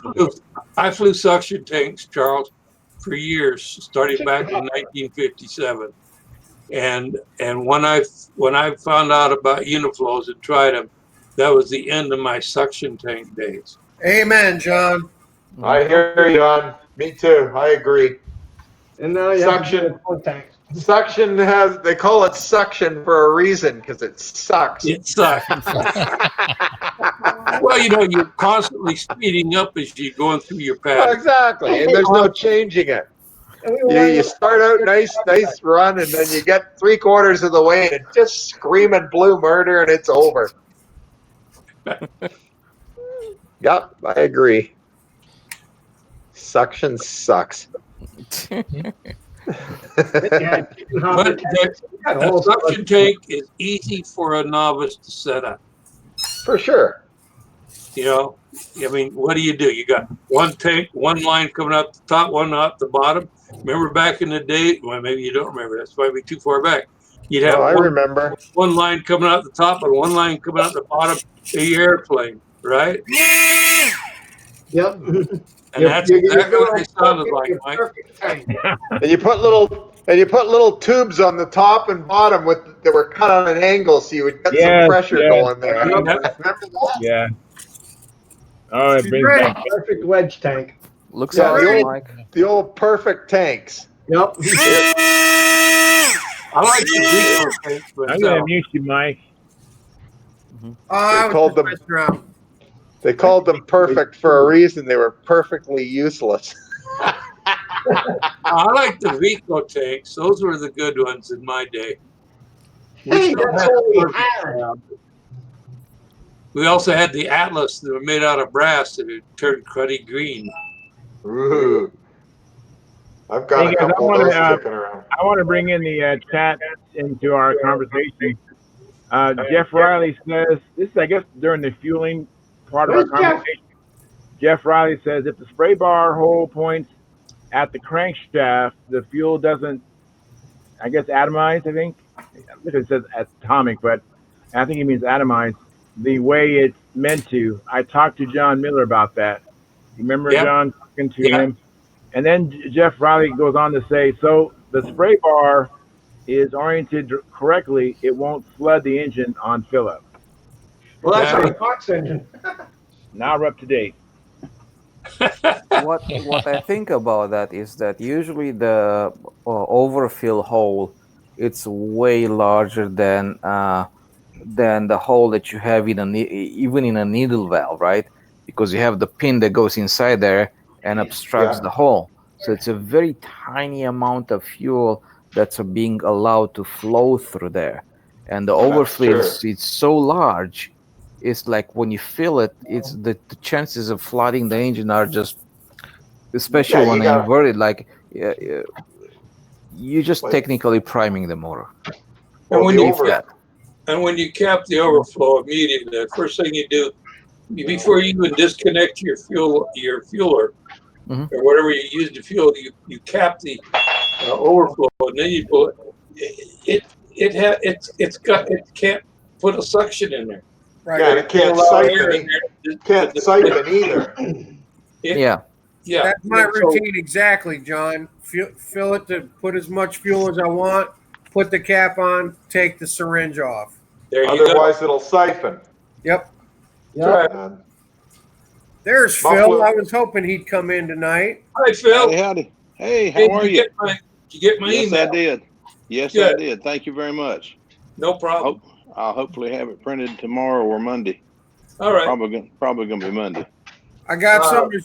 I got something to ask you and show you here in a minute, Phil. Once you get settled in, I got something to show you, and you might like it. What you got? Hey, give me a minute. All right. I got to get it down. All right. Phil? Yeah. Yes, sir. Print yourself 2 copies of the pattern sheet. That way you always have one, and you can cut the other one up and cut your own parts. It doesn't take as long as you might think when you use my method of using the pattern sheet to make the part. All right. Sounds great. The only thing Save scared me. you the money of sending off to have somebody laser cut it. Plus, you get to pick your own wood. Yeah, I'm not that lazy. I cut my own wood. There you go. Tell me something. What do you, the nose gear is the only thing worried me about it. The nose gear, hold on a minute. Let me get the relevant part here. Gentlemen, I got to finish. It's Yeah, I like your pants, John. Oh, that's cool. That look good. If I ever get lost in a nose gear, where to move, I've got one right here. Looks good. Okay, this is the cowl. Okay. Notice where the gear is. Okay. Now look inside. You can't. You see that piece of rectangular piece of plywood there? Yes, sir. Okay. The gear comes up through the hole here, goes forward, and it actually makes a little triangle shape in there. Yeah, I saw the print. It makes sense now, but that cowling, I was just wondering, is that thing strong enough to hold that? Absolutely. In fact, the first time I used one of these was on the Pathfinder 40, the first full body Pathfinder. And I was at the 95 Nats. I'd made my landing. I was rolling out, and I hit a full-size aircraft tie down that was embedded in the. And it hit on the nose gear and bounced me about 7 or 8 feet in the air with no airspeed, and came back down on the nose gear. It bent the nose gear back, but it didn't come loose from the cowl. The cowl wasn't damaged. I have 2 pins up here. See them? Okay. 2 pins there, and then back here. 1 bolt. 1 bolt. Okay, that's what we'll do then. What motor did you have in yours? I had a Stalker 51. I've got an Aero 51. What? I'm gonna put a PA 51 in mine. That'll be fine. Yeah, I got one that I got from Bear, and I'm gonna put it in it. Yeah, that'll be fine. And it has a pipe channel in there. It's covered up. There you go. See there? That looks good. Peter, you do good work. Which plane he put a little coil spring on his and duded it up a little bit. Ain't nothing wrong with that. No. That coil spring work, Peter? Yeah. Or it springs back? That's the same cowl, except I'm using a slightly different attachment method. I've got some plywood on the fuselage sides that comes down into slots here. Notches in. On the 4 sides. And I will do what basically a lot of people do. I'll turn around and I'll make holes here, put blind nuts on the plywood down in there. That works. I'll use 4 screws to attach here and attach back here, and the same thing on the other side. That's how I did my stiletto. Yep. Yeah. Exactly. A lot of people use Pete's method there. I myself am too lazy. I don't like to have to undo 4 screws to get my cowl off. One and it comes off, and like I say, I've never had a problem with it in years. So I'll give it a shot. now I say this: the first time I take it out, I'll land it, and the nose gear will fly off the cowl. Yeah. Yeah. You know the old saying, Murphy's Law says that anything can go wrong will. Bailey's corollary to Murphy's Law.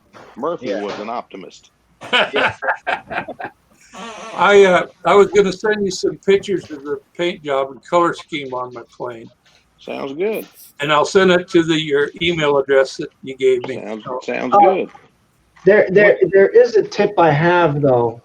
What I did with this one here, I did not want to leave the landing gear just with a piece of wire, so I wanted to make it look at least nice. This is all monocoat, by the way.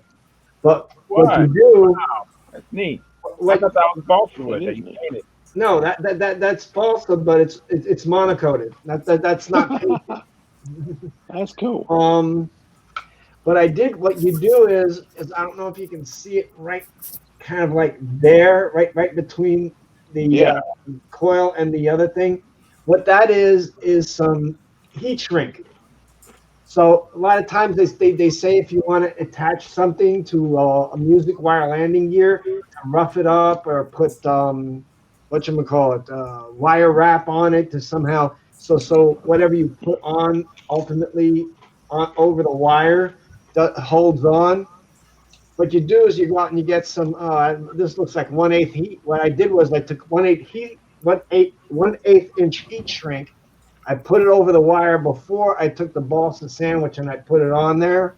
And what the heat shrink does is it gives you a good tooth, or at least a good grip, because once you shrink the heat shrink down, it grabs tightly to the wire underneath. And then you can turn around and you can glue the heat shrink with anything, CA, epoxy, anything, and it'll just hold on for its life. It will hold on very, very tightly. And the other nice thing about it is it doesn't hold on so tightly that it won't at least give you some sort of grip and some sort of flexibility, because obviously the heat shrink tubing is not welded to the wire underneath. But it does give you a nice base to be able to turn around and attach anything you want to it and not worry about, like epoxy will attach to heat shrink, CA will attach, will stick to heat shrink. Just about any glue will stick to heat shrink. Yeah, but Peter, see, you've screwed up now. You've showed us that you've got that. Yeah, you've showed us that you've got that pretty a start on that airplane. You got to finish it now. No, the one that's all beat up from hangar rash. That's all right. Hey, I took a chipmunk that they had laid something on. I mean, it was squashed, and put it back together because I was just determined that airplane was going to fly at least once. It didn't look real good, but it flew. I flew it for years. And when it finally was destroyed, I let a friend fly it, and it just happened. He was flying it, and a wire broke. But I mean, when I say he destroyed it, I mean he destroyed it. Yeah, I used the same treatment on the the landing gear. On the landing gear here, underneath the wire and underneath the landing gear is there is heat shrink over here as well. Wow, Peter, that's awesome. That's a great tip. I'm going to try that. Yeah, I like that too. Me too, because I have a lot of heat shrink downstairs.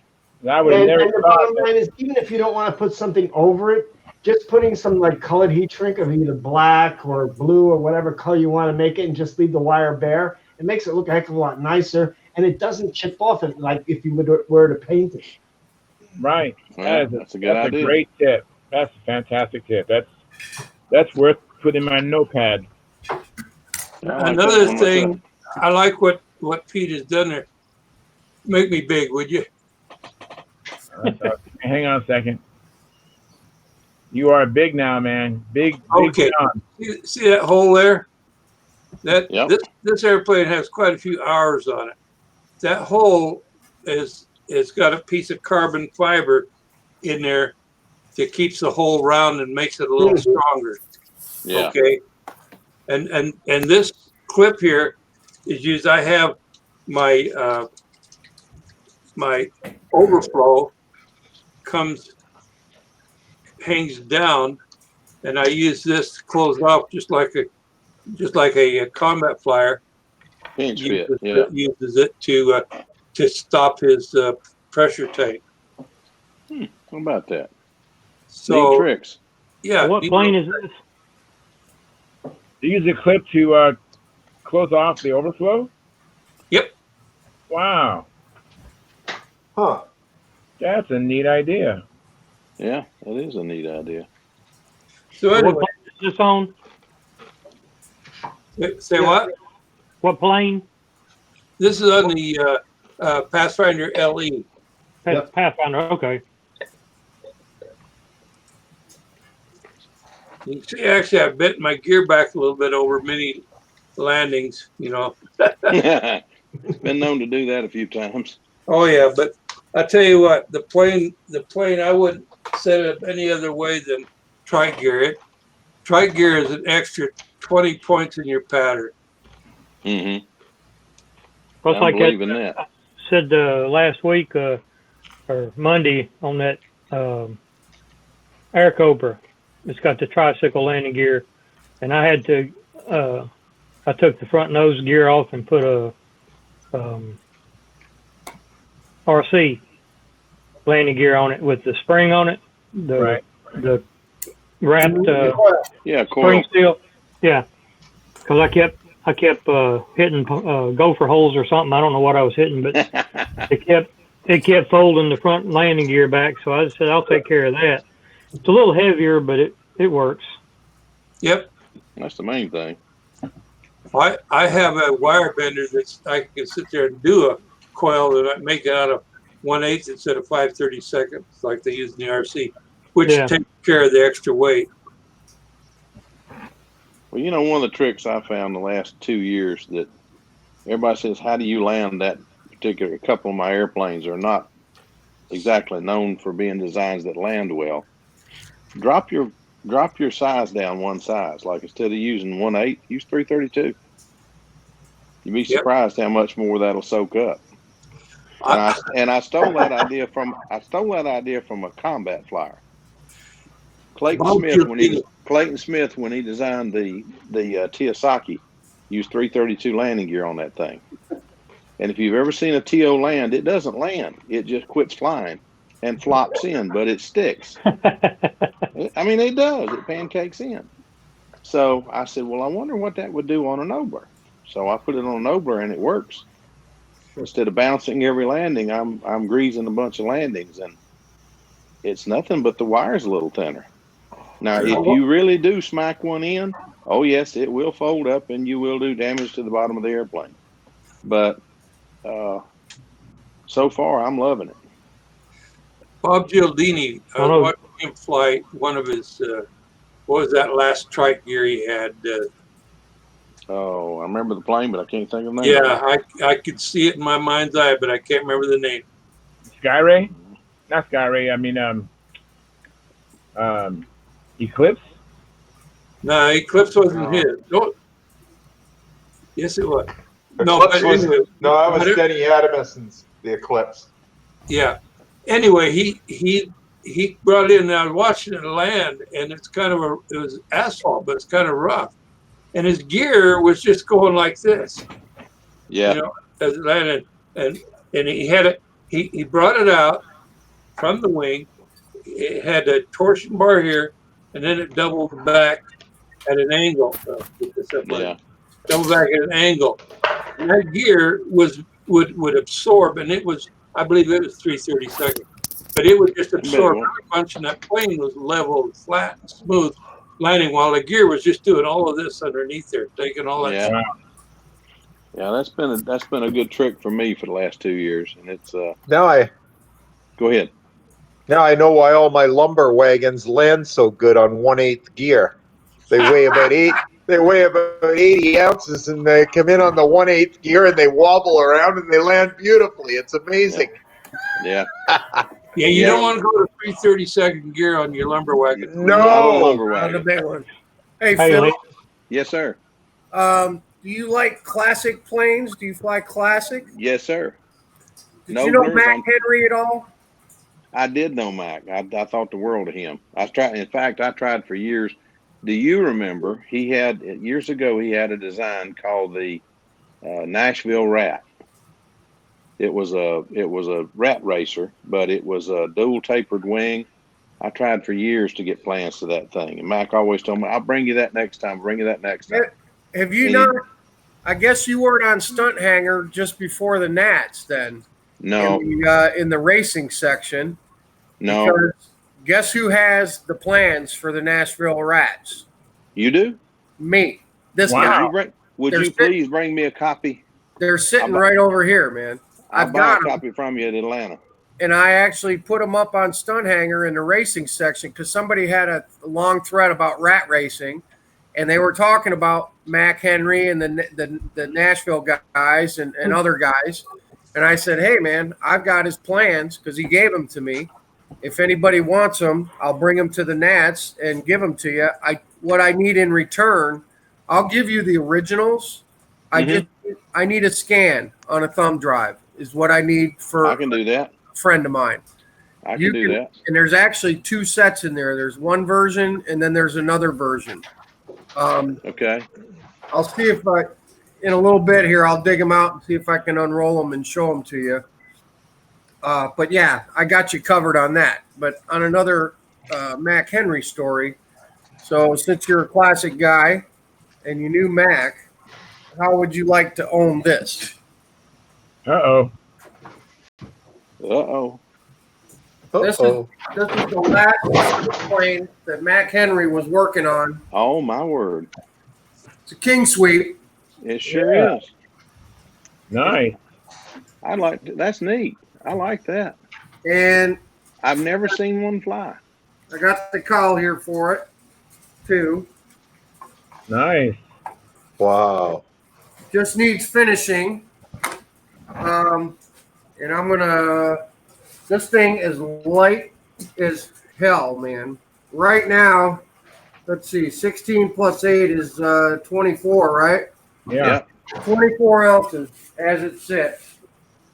It's got the carbon veil on it, and it's I don't know if this is silk span or silk. I really can't tell. I think it's silk span, and I know he used all Brodak dope because that's all he had in his shop when I helped him clean out his shop 5 years ago. But he gave me this airplane, and I'm really not interested in finishing it. Bring it to Atlanta. I'll take it. And I would love to get it into the hands of somebody that knew him and someone that would finish the airplane. I'd love to. So we can see it fly. I've got a P-40 that I'm doing for Hawk Hawkins it's Hawk Hawkins airplane, and I'm finishing it for the same thing just to get it flying. Yeah, And, I just want to see the airplane finished, man. It's got a little hanger rash here and there because it was hanging in the shop for a long time, but it's real close to being done. It's real close, and it's yours if you want it, man. Yes, sir. Bring it on. I'll take it. Thank you. Very nice. Okay, perfect. I think he's had this set up. I think he told me he was going to put an Aero Tiger 36 in it. That's what it's drilled for. So a Thunder Tiger 36 would work, or I even think the LA 46 is pretty close to that. I don't know what the other engines that have the same FP as that, because they're already they're in there. But I mean that wouldn't be hard to change if you had to. Yeah, I do have an Aero Tiger, but it's in a Cavalier. Cavalier. All right. Well, this is coming to Atlanta. It's yours. Thank you, sir. Yeah. Thank you, sir. That's awesome. All right. I've never seen one of those fly, so that'll be interesting. All right. So hey, Lynn. Just to give the YouTubers or whoever's watching what I was talking about, you can see I have some of this heat shrink. Right. And I've worked it over the Saginaw landing gear, just like that. And I'll turn around and I'll trim it off. I'll trim it off right here. So I'll turn around and I'll grab. Where do you get heat shrink that long? Right around here. Pull it off. Now you see, it is okay. Sorry, holding it there. Cool. So now it's up there. And then when I hit this with the gun, all these little wrinkles will go away. And at this point, you can leave it like that. Now you have a nice little. In this case, I have a nice little light blue because that's the color that I grabbed out of the box.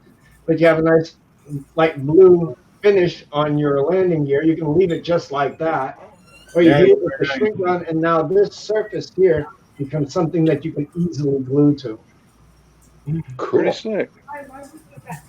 And it You do it. doesn't take anything. It's just some heat shrink, and you just wiggle it and wiggle it and wiggle it until you get it up over the bends. And there you go. You have if you want to leave it the wire the way it is, if you like the color the way it is, you can just leave it alone and then go on from there. I love it. Sounds good. Peter, that's awesome. Hey, Philip, I've seen That's long good. heat shrink at a place out here called Fry's Electronics. They sell, Oh, yeah. They sell long lengths of heat shrink. Wow. And this stuff comes in every single color that you can possibly imagine: yellow, blue, light blue, dark blue, black, red. And the thing is if you want to leave the wire bare, you just want to cover it with this. This will not chip off, will not peel. It'll pretty much stay this way. That's tough. The airplane. And then, but the nice thing about it is, once you get this on there, you can glue straight to it. So if you want to cover it, you don't have to worry about how am I going to keep it on there. And when I'm flying off of grass, and every time I land on grass, the wheel pants pop off. I've had that problem. You know what you're looking for? I've had that problem.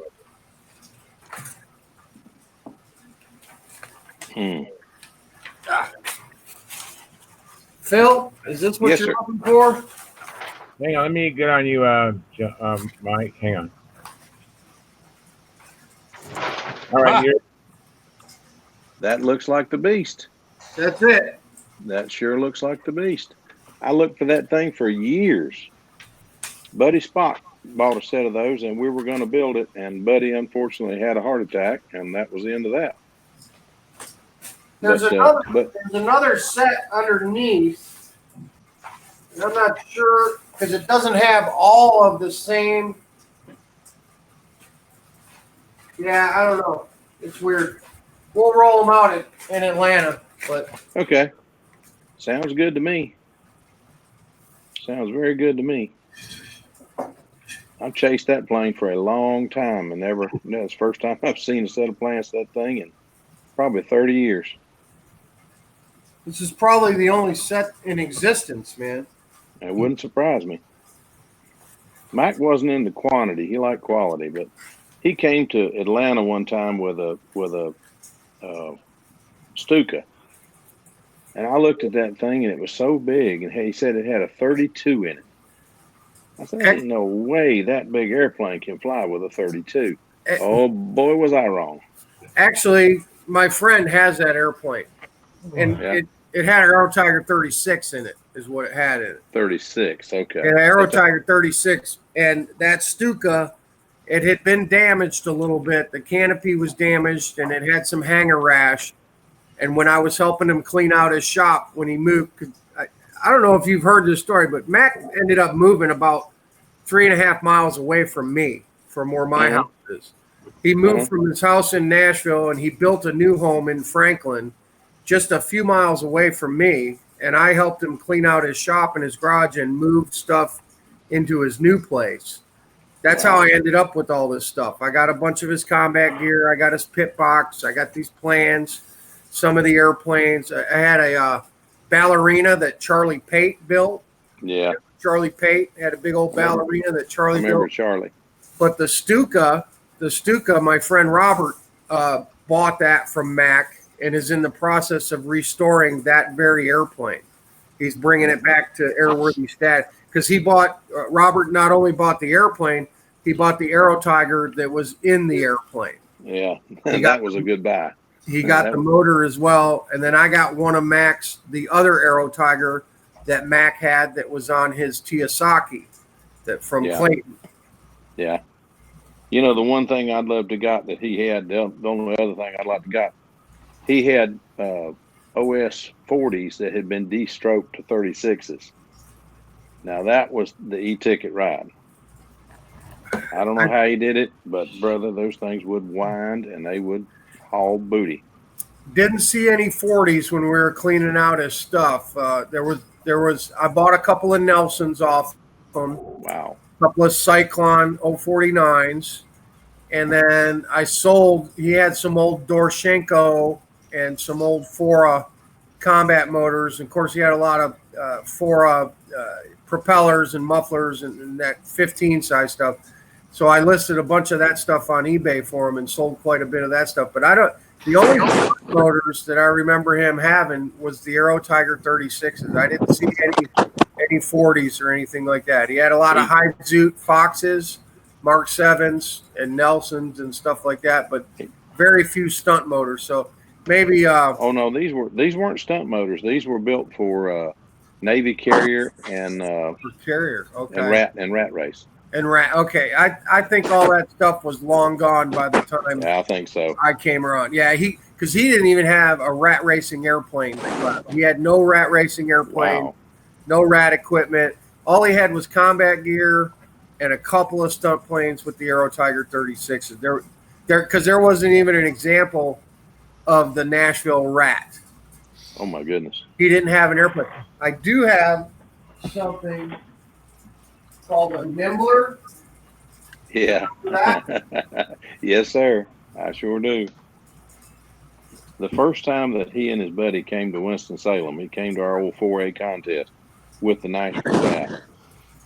And they pitted so well, and that plane was down and back up so fast. He didn't have to be fast in the air. They had their act together and flew so well as a team that it was amazing just to watch them. I'm over there I was timing them, and they were just incredible.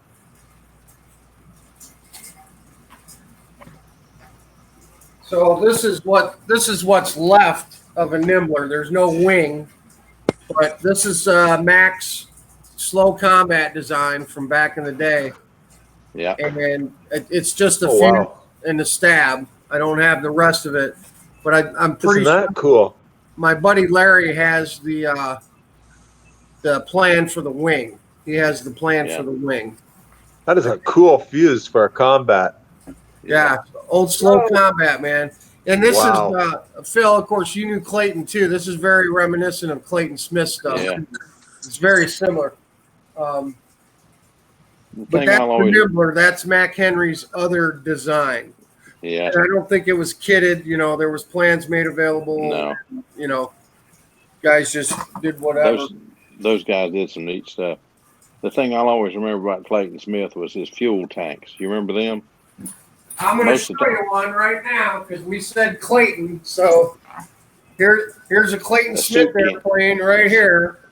A soup tank. There you go with a chicken hopper on it. That's it. Chicken hopper. That's one of Clayton's airplanes that I got at Huntersville. I got that thing for like $10 or something, man. Man, and there it is. One. That is a soup can, or I think it's a chicken hopper. Yep. Buying a sausage. No, I think it's a condensed milk can. Actually, it's too big. That's it. It's a condensed milk can, and then he took a perfect tank and soldered it on the side and made a homemade chicken hopper out of a condensed milk can. Wow, looks nice. Now you talk about strange dudes. Clayton Smith. We went to a RC sale. Clayton and I were both building our stunt wagons. We were looking for that 2.5-inch spinner for the front of that thing, a Froome. We both wanted Froomes, 2.5-inch. Clayton found one, and I walked up on him.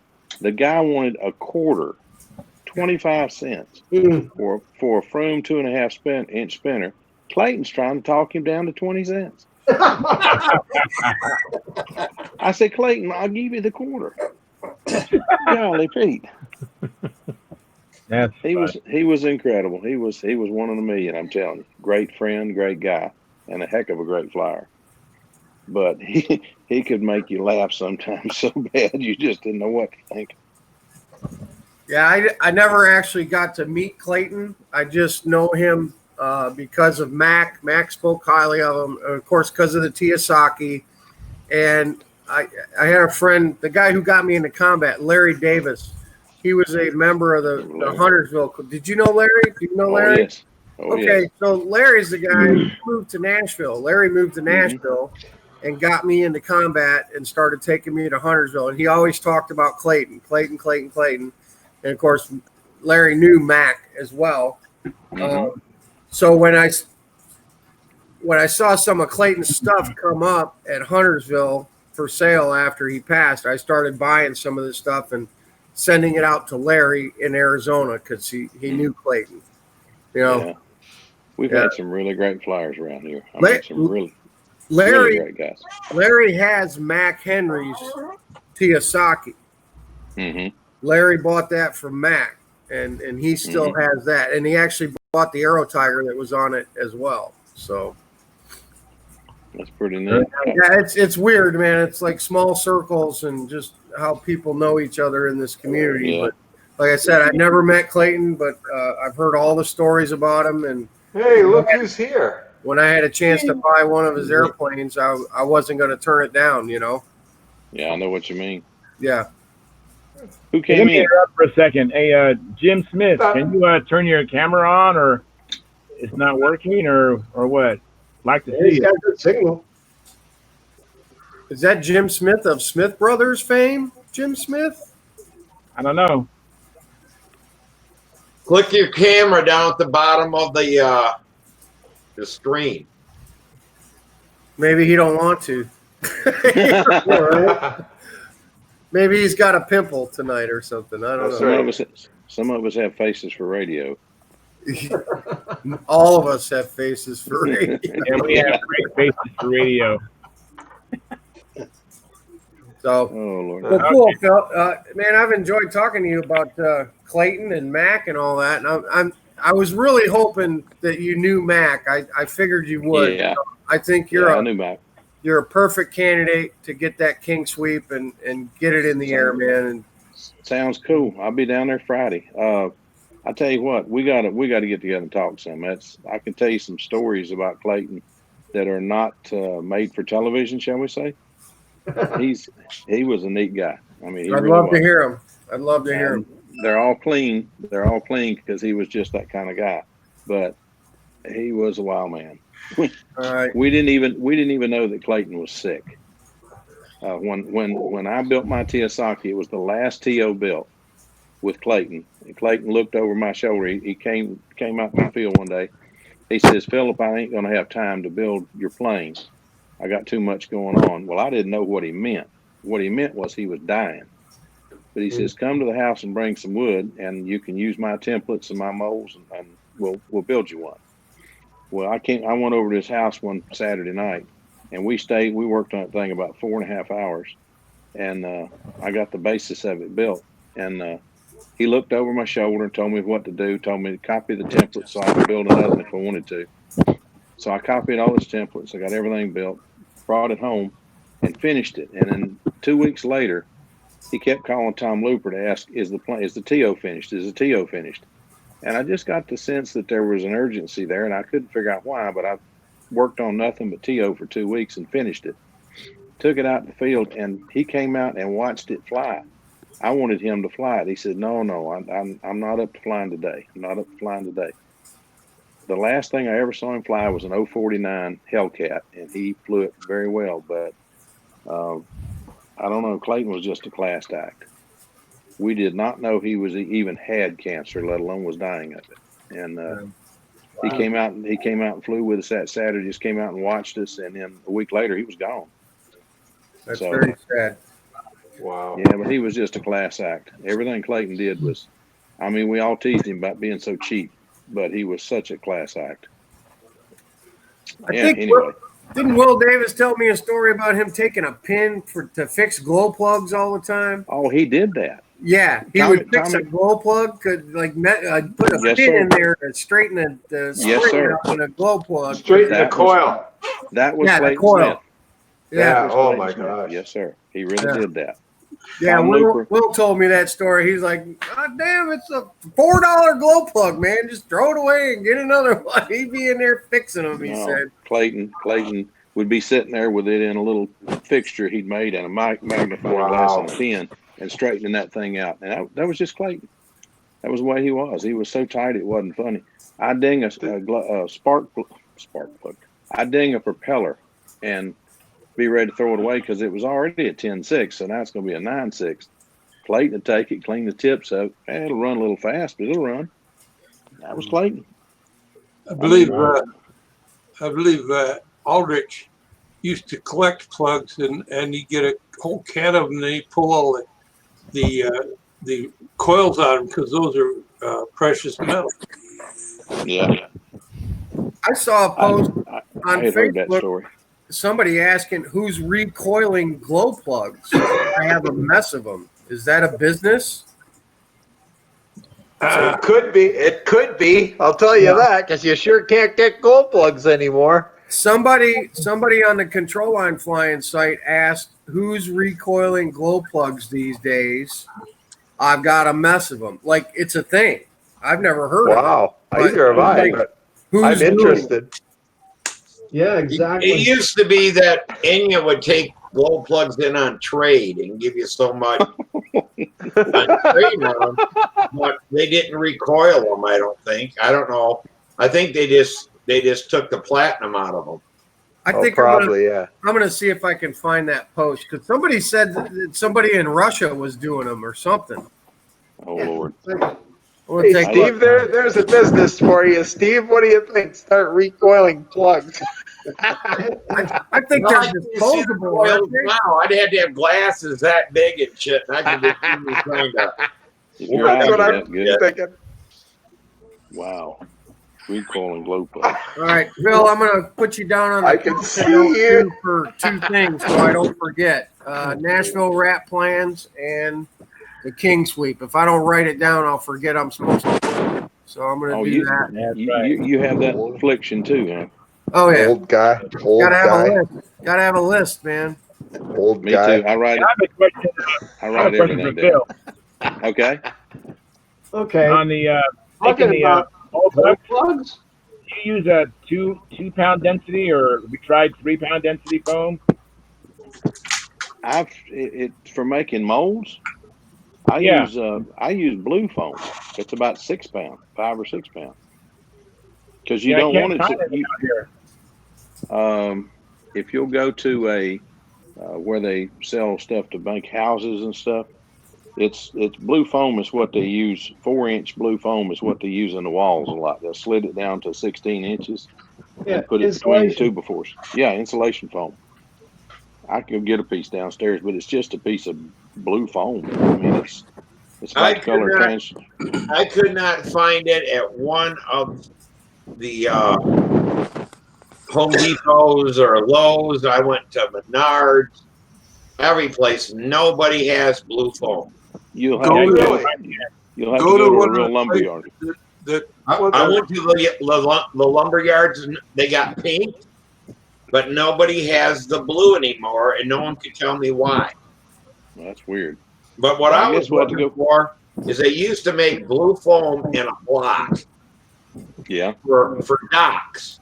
It was a dock float. Yeah. You know, when you built your dock, if you get on styrofoam deal, they show it, no one carries it no more. Oh, brother. And I was going to ask Bob Hunt where he gets his, you know, or if he has to order it or what. But nobody in town had blue foam. I called every lumber yard, every big box place. Some of them had pink. I ended up having to go with white. Just some white, because I wanted to make floats for the boat feet. Yeah. Well, I'll tell you what I have done. I have used the 3-pound white foam, and then just when you get it done, go over it with white glue. Yeah. Just rub white glue over it. Then if you can get the brown paper, it's better. Like the butchers use to wrap meat in at the butcher shop. Right. Wrap it in that, get it good and smooth, and just wrap that down, let it dry, and then hit that one time with some, you're gonna laugh, hairspray, cheap hairspray. Just shoot that a time or two, and then take some rattle can paint, just old cheap. I use white paint, and shoot that, and then when you mold the first time, the mold won't, the balsa won't stick to the paper. But if you don't put the rattle can paint on it, the first time I tried to mold a bear cat, it wasn't pretty. I wasted my wood, and I called Al Raby. I said, "What the heck did I do wrong?" And I told him what I'd done. He says, "You forgot to rattle can paint it." I said, "What do you mean rattle can paint it?" And he told me, "Take some cheap rattle can paint and paint that thing one time, then sand over it one time just with some real light 400 or something, just enough to get it smooth, right? And mold it, and you'll never have a problem." And I never did. I've molded 3 Bearcat fuselages now for other people and mine, and no problem. Yeah, if anybody can find the blue foam or whatever, let me know. I'll go look tomorrow. I've How got thick? You just want a sheet, like an insulation sheet? Yeah, this stuff comes the 2-inch or whatever, inch and a half. Yeah. See, I don't know what is with the pink. It's lighter. I don't know if it has a better R value than the blue, and that's why the construction guys quit using blue. But that's what you know. That one guy told me there. He goes, all the construction guys use the pink stuff now. So I don't know if it's a code deal or what it is. But I could not find blue foam in Grand Rapids. How thick do you need it? How thick do you need it? 2 to 4 inches. 2 inches would be enough because you can always glue it together. Okay. Yeah. Just remember to try to glue it where you're not going to be hot wire. If you're going to stack 2 pieces of it, glue it where you're not going to try to hot wire through it because you can't melt through glue very well. I worked for 40 years in the drywall and plaster industries. You're a tough rascal. We used to get our foam from the places where we got our plaster and our drywall. A lot of times they would have they would be selling things for insulation and specialty products. You know, like when they stucco over foam these days. They'll put foam on, and you can usually check, and you'll usually find a good selection of various foams from these companies. So you'll have to look, and well, they don't have phone books much anymore, but you'll have to do a search and see what you can find. But that's where I would begin my search. I wouldn't have a problem using the pink over the blue. No, I wouldn't either. I don't know I don't know if it's probably stiffer than what the white is. I don't know what density, but it doesn't feel as dense. The pink doesn't. Well, the thing is your white is a bead foam. They don't. Whereas your pink and your blue, I think they look more extruded. Actually, I think they do. Yeah, I think they are. Yeah, it's closed foam. Yeah, and the thing is, you can't sand and form the beaded stuff as easy as you can the blue or the pink. Exactly. Yeah, because the white stuff has too much tear out. I mean, I shaped it, but had to be very careful, or I'd get some tear out. Yeah. Right. And another thing, the white you cannot vacuum bag it because if you do that, you're gonna squish it. Yeah. Crushes. Mike had his hand up there. Yeah, I just wanted to say I'm not insane. I found that thread. It was on the Maca site. The Combat guys, they are recoiling plugs for the Foras and the Profis. You got to send them to the Ukraine, and they charge $3 a piece to do it. So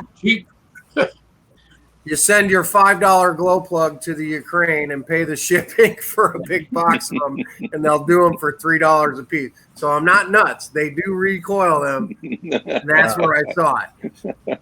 Wow. Lord, that's have cool. I guess it'd be okay if you lived in the Ukraine and you just give them to Igor and say, hey, man, bring them back to the field next time or something. Well, if you're in Europe, you could send them in the mail. Yeah. Send them in the mail, Yeah. I've never heard of such a thing. Fixing recoiling a glow plug, man. Listen, when you had the times in the past where they had to make do with a lot of things that they had to make do with, they learned how to do those kind of things so that they could have them.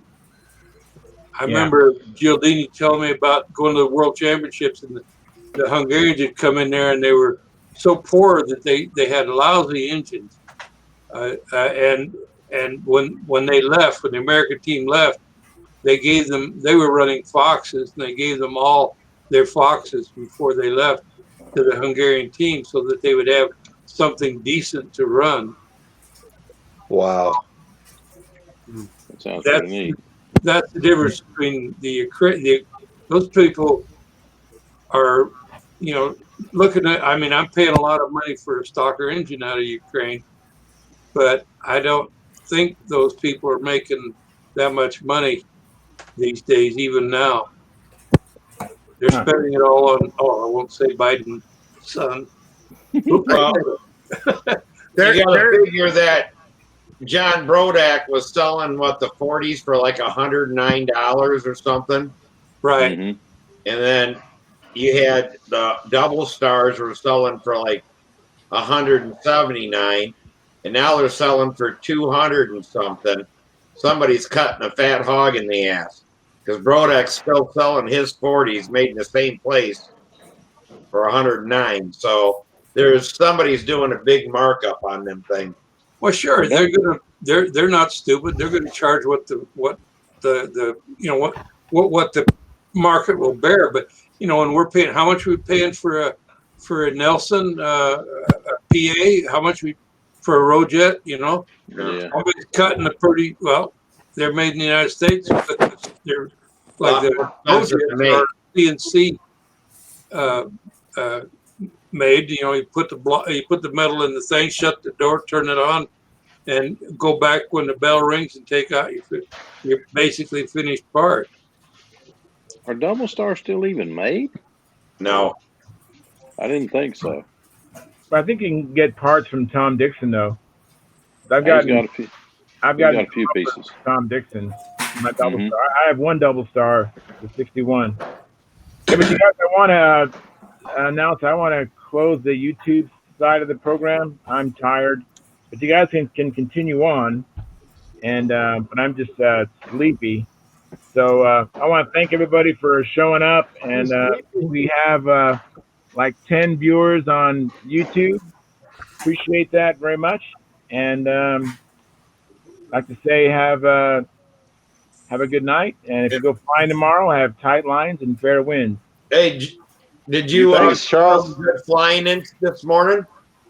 I didn't fly. I was training the guy Joe Mata, and he put up some really good landings, and I think he's really turned the corner and start to advance and do some other things. So I'm really excited about the next week when we go out again. But I didn't personally fly.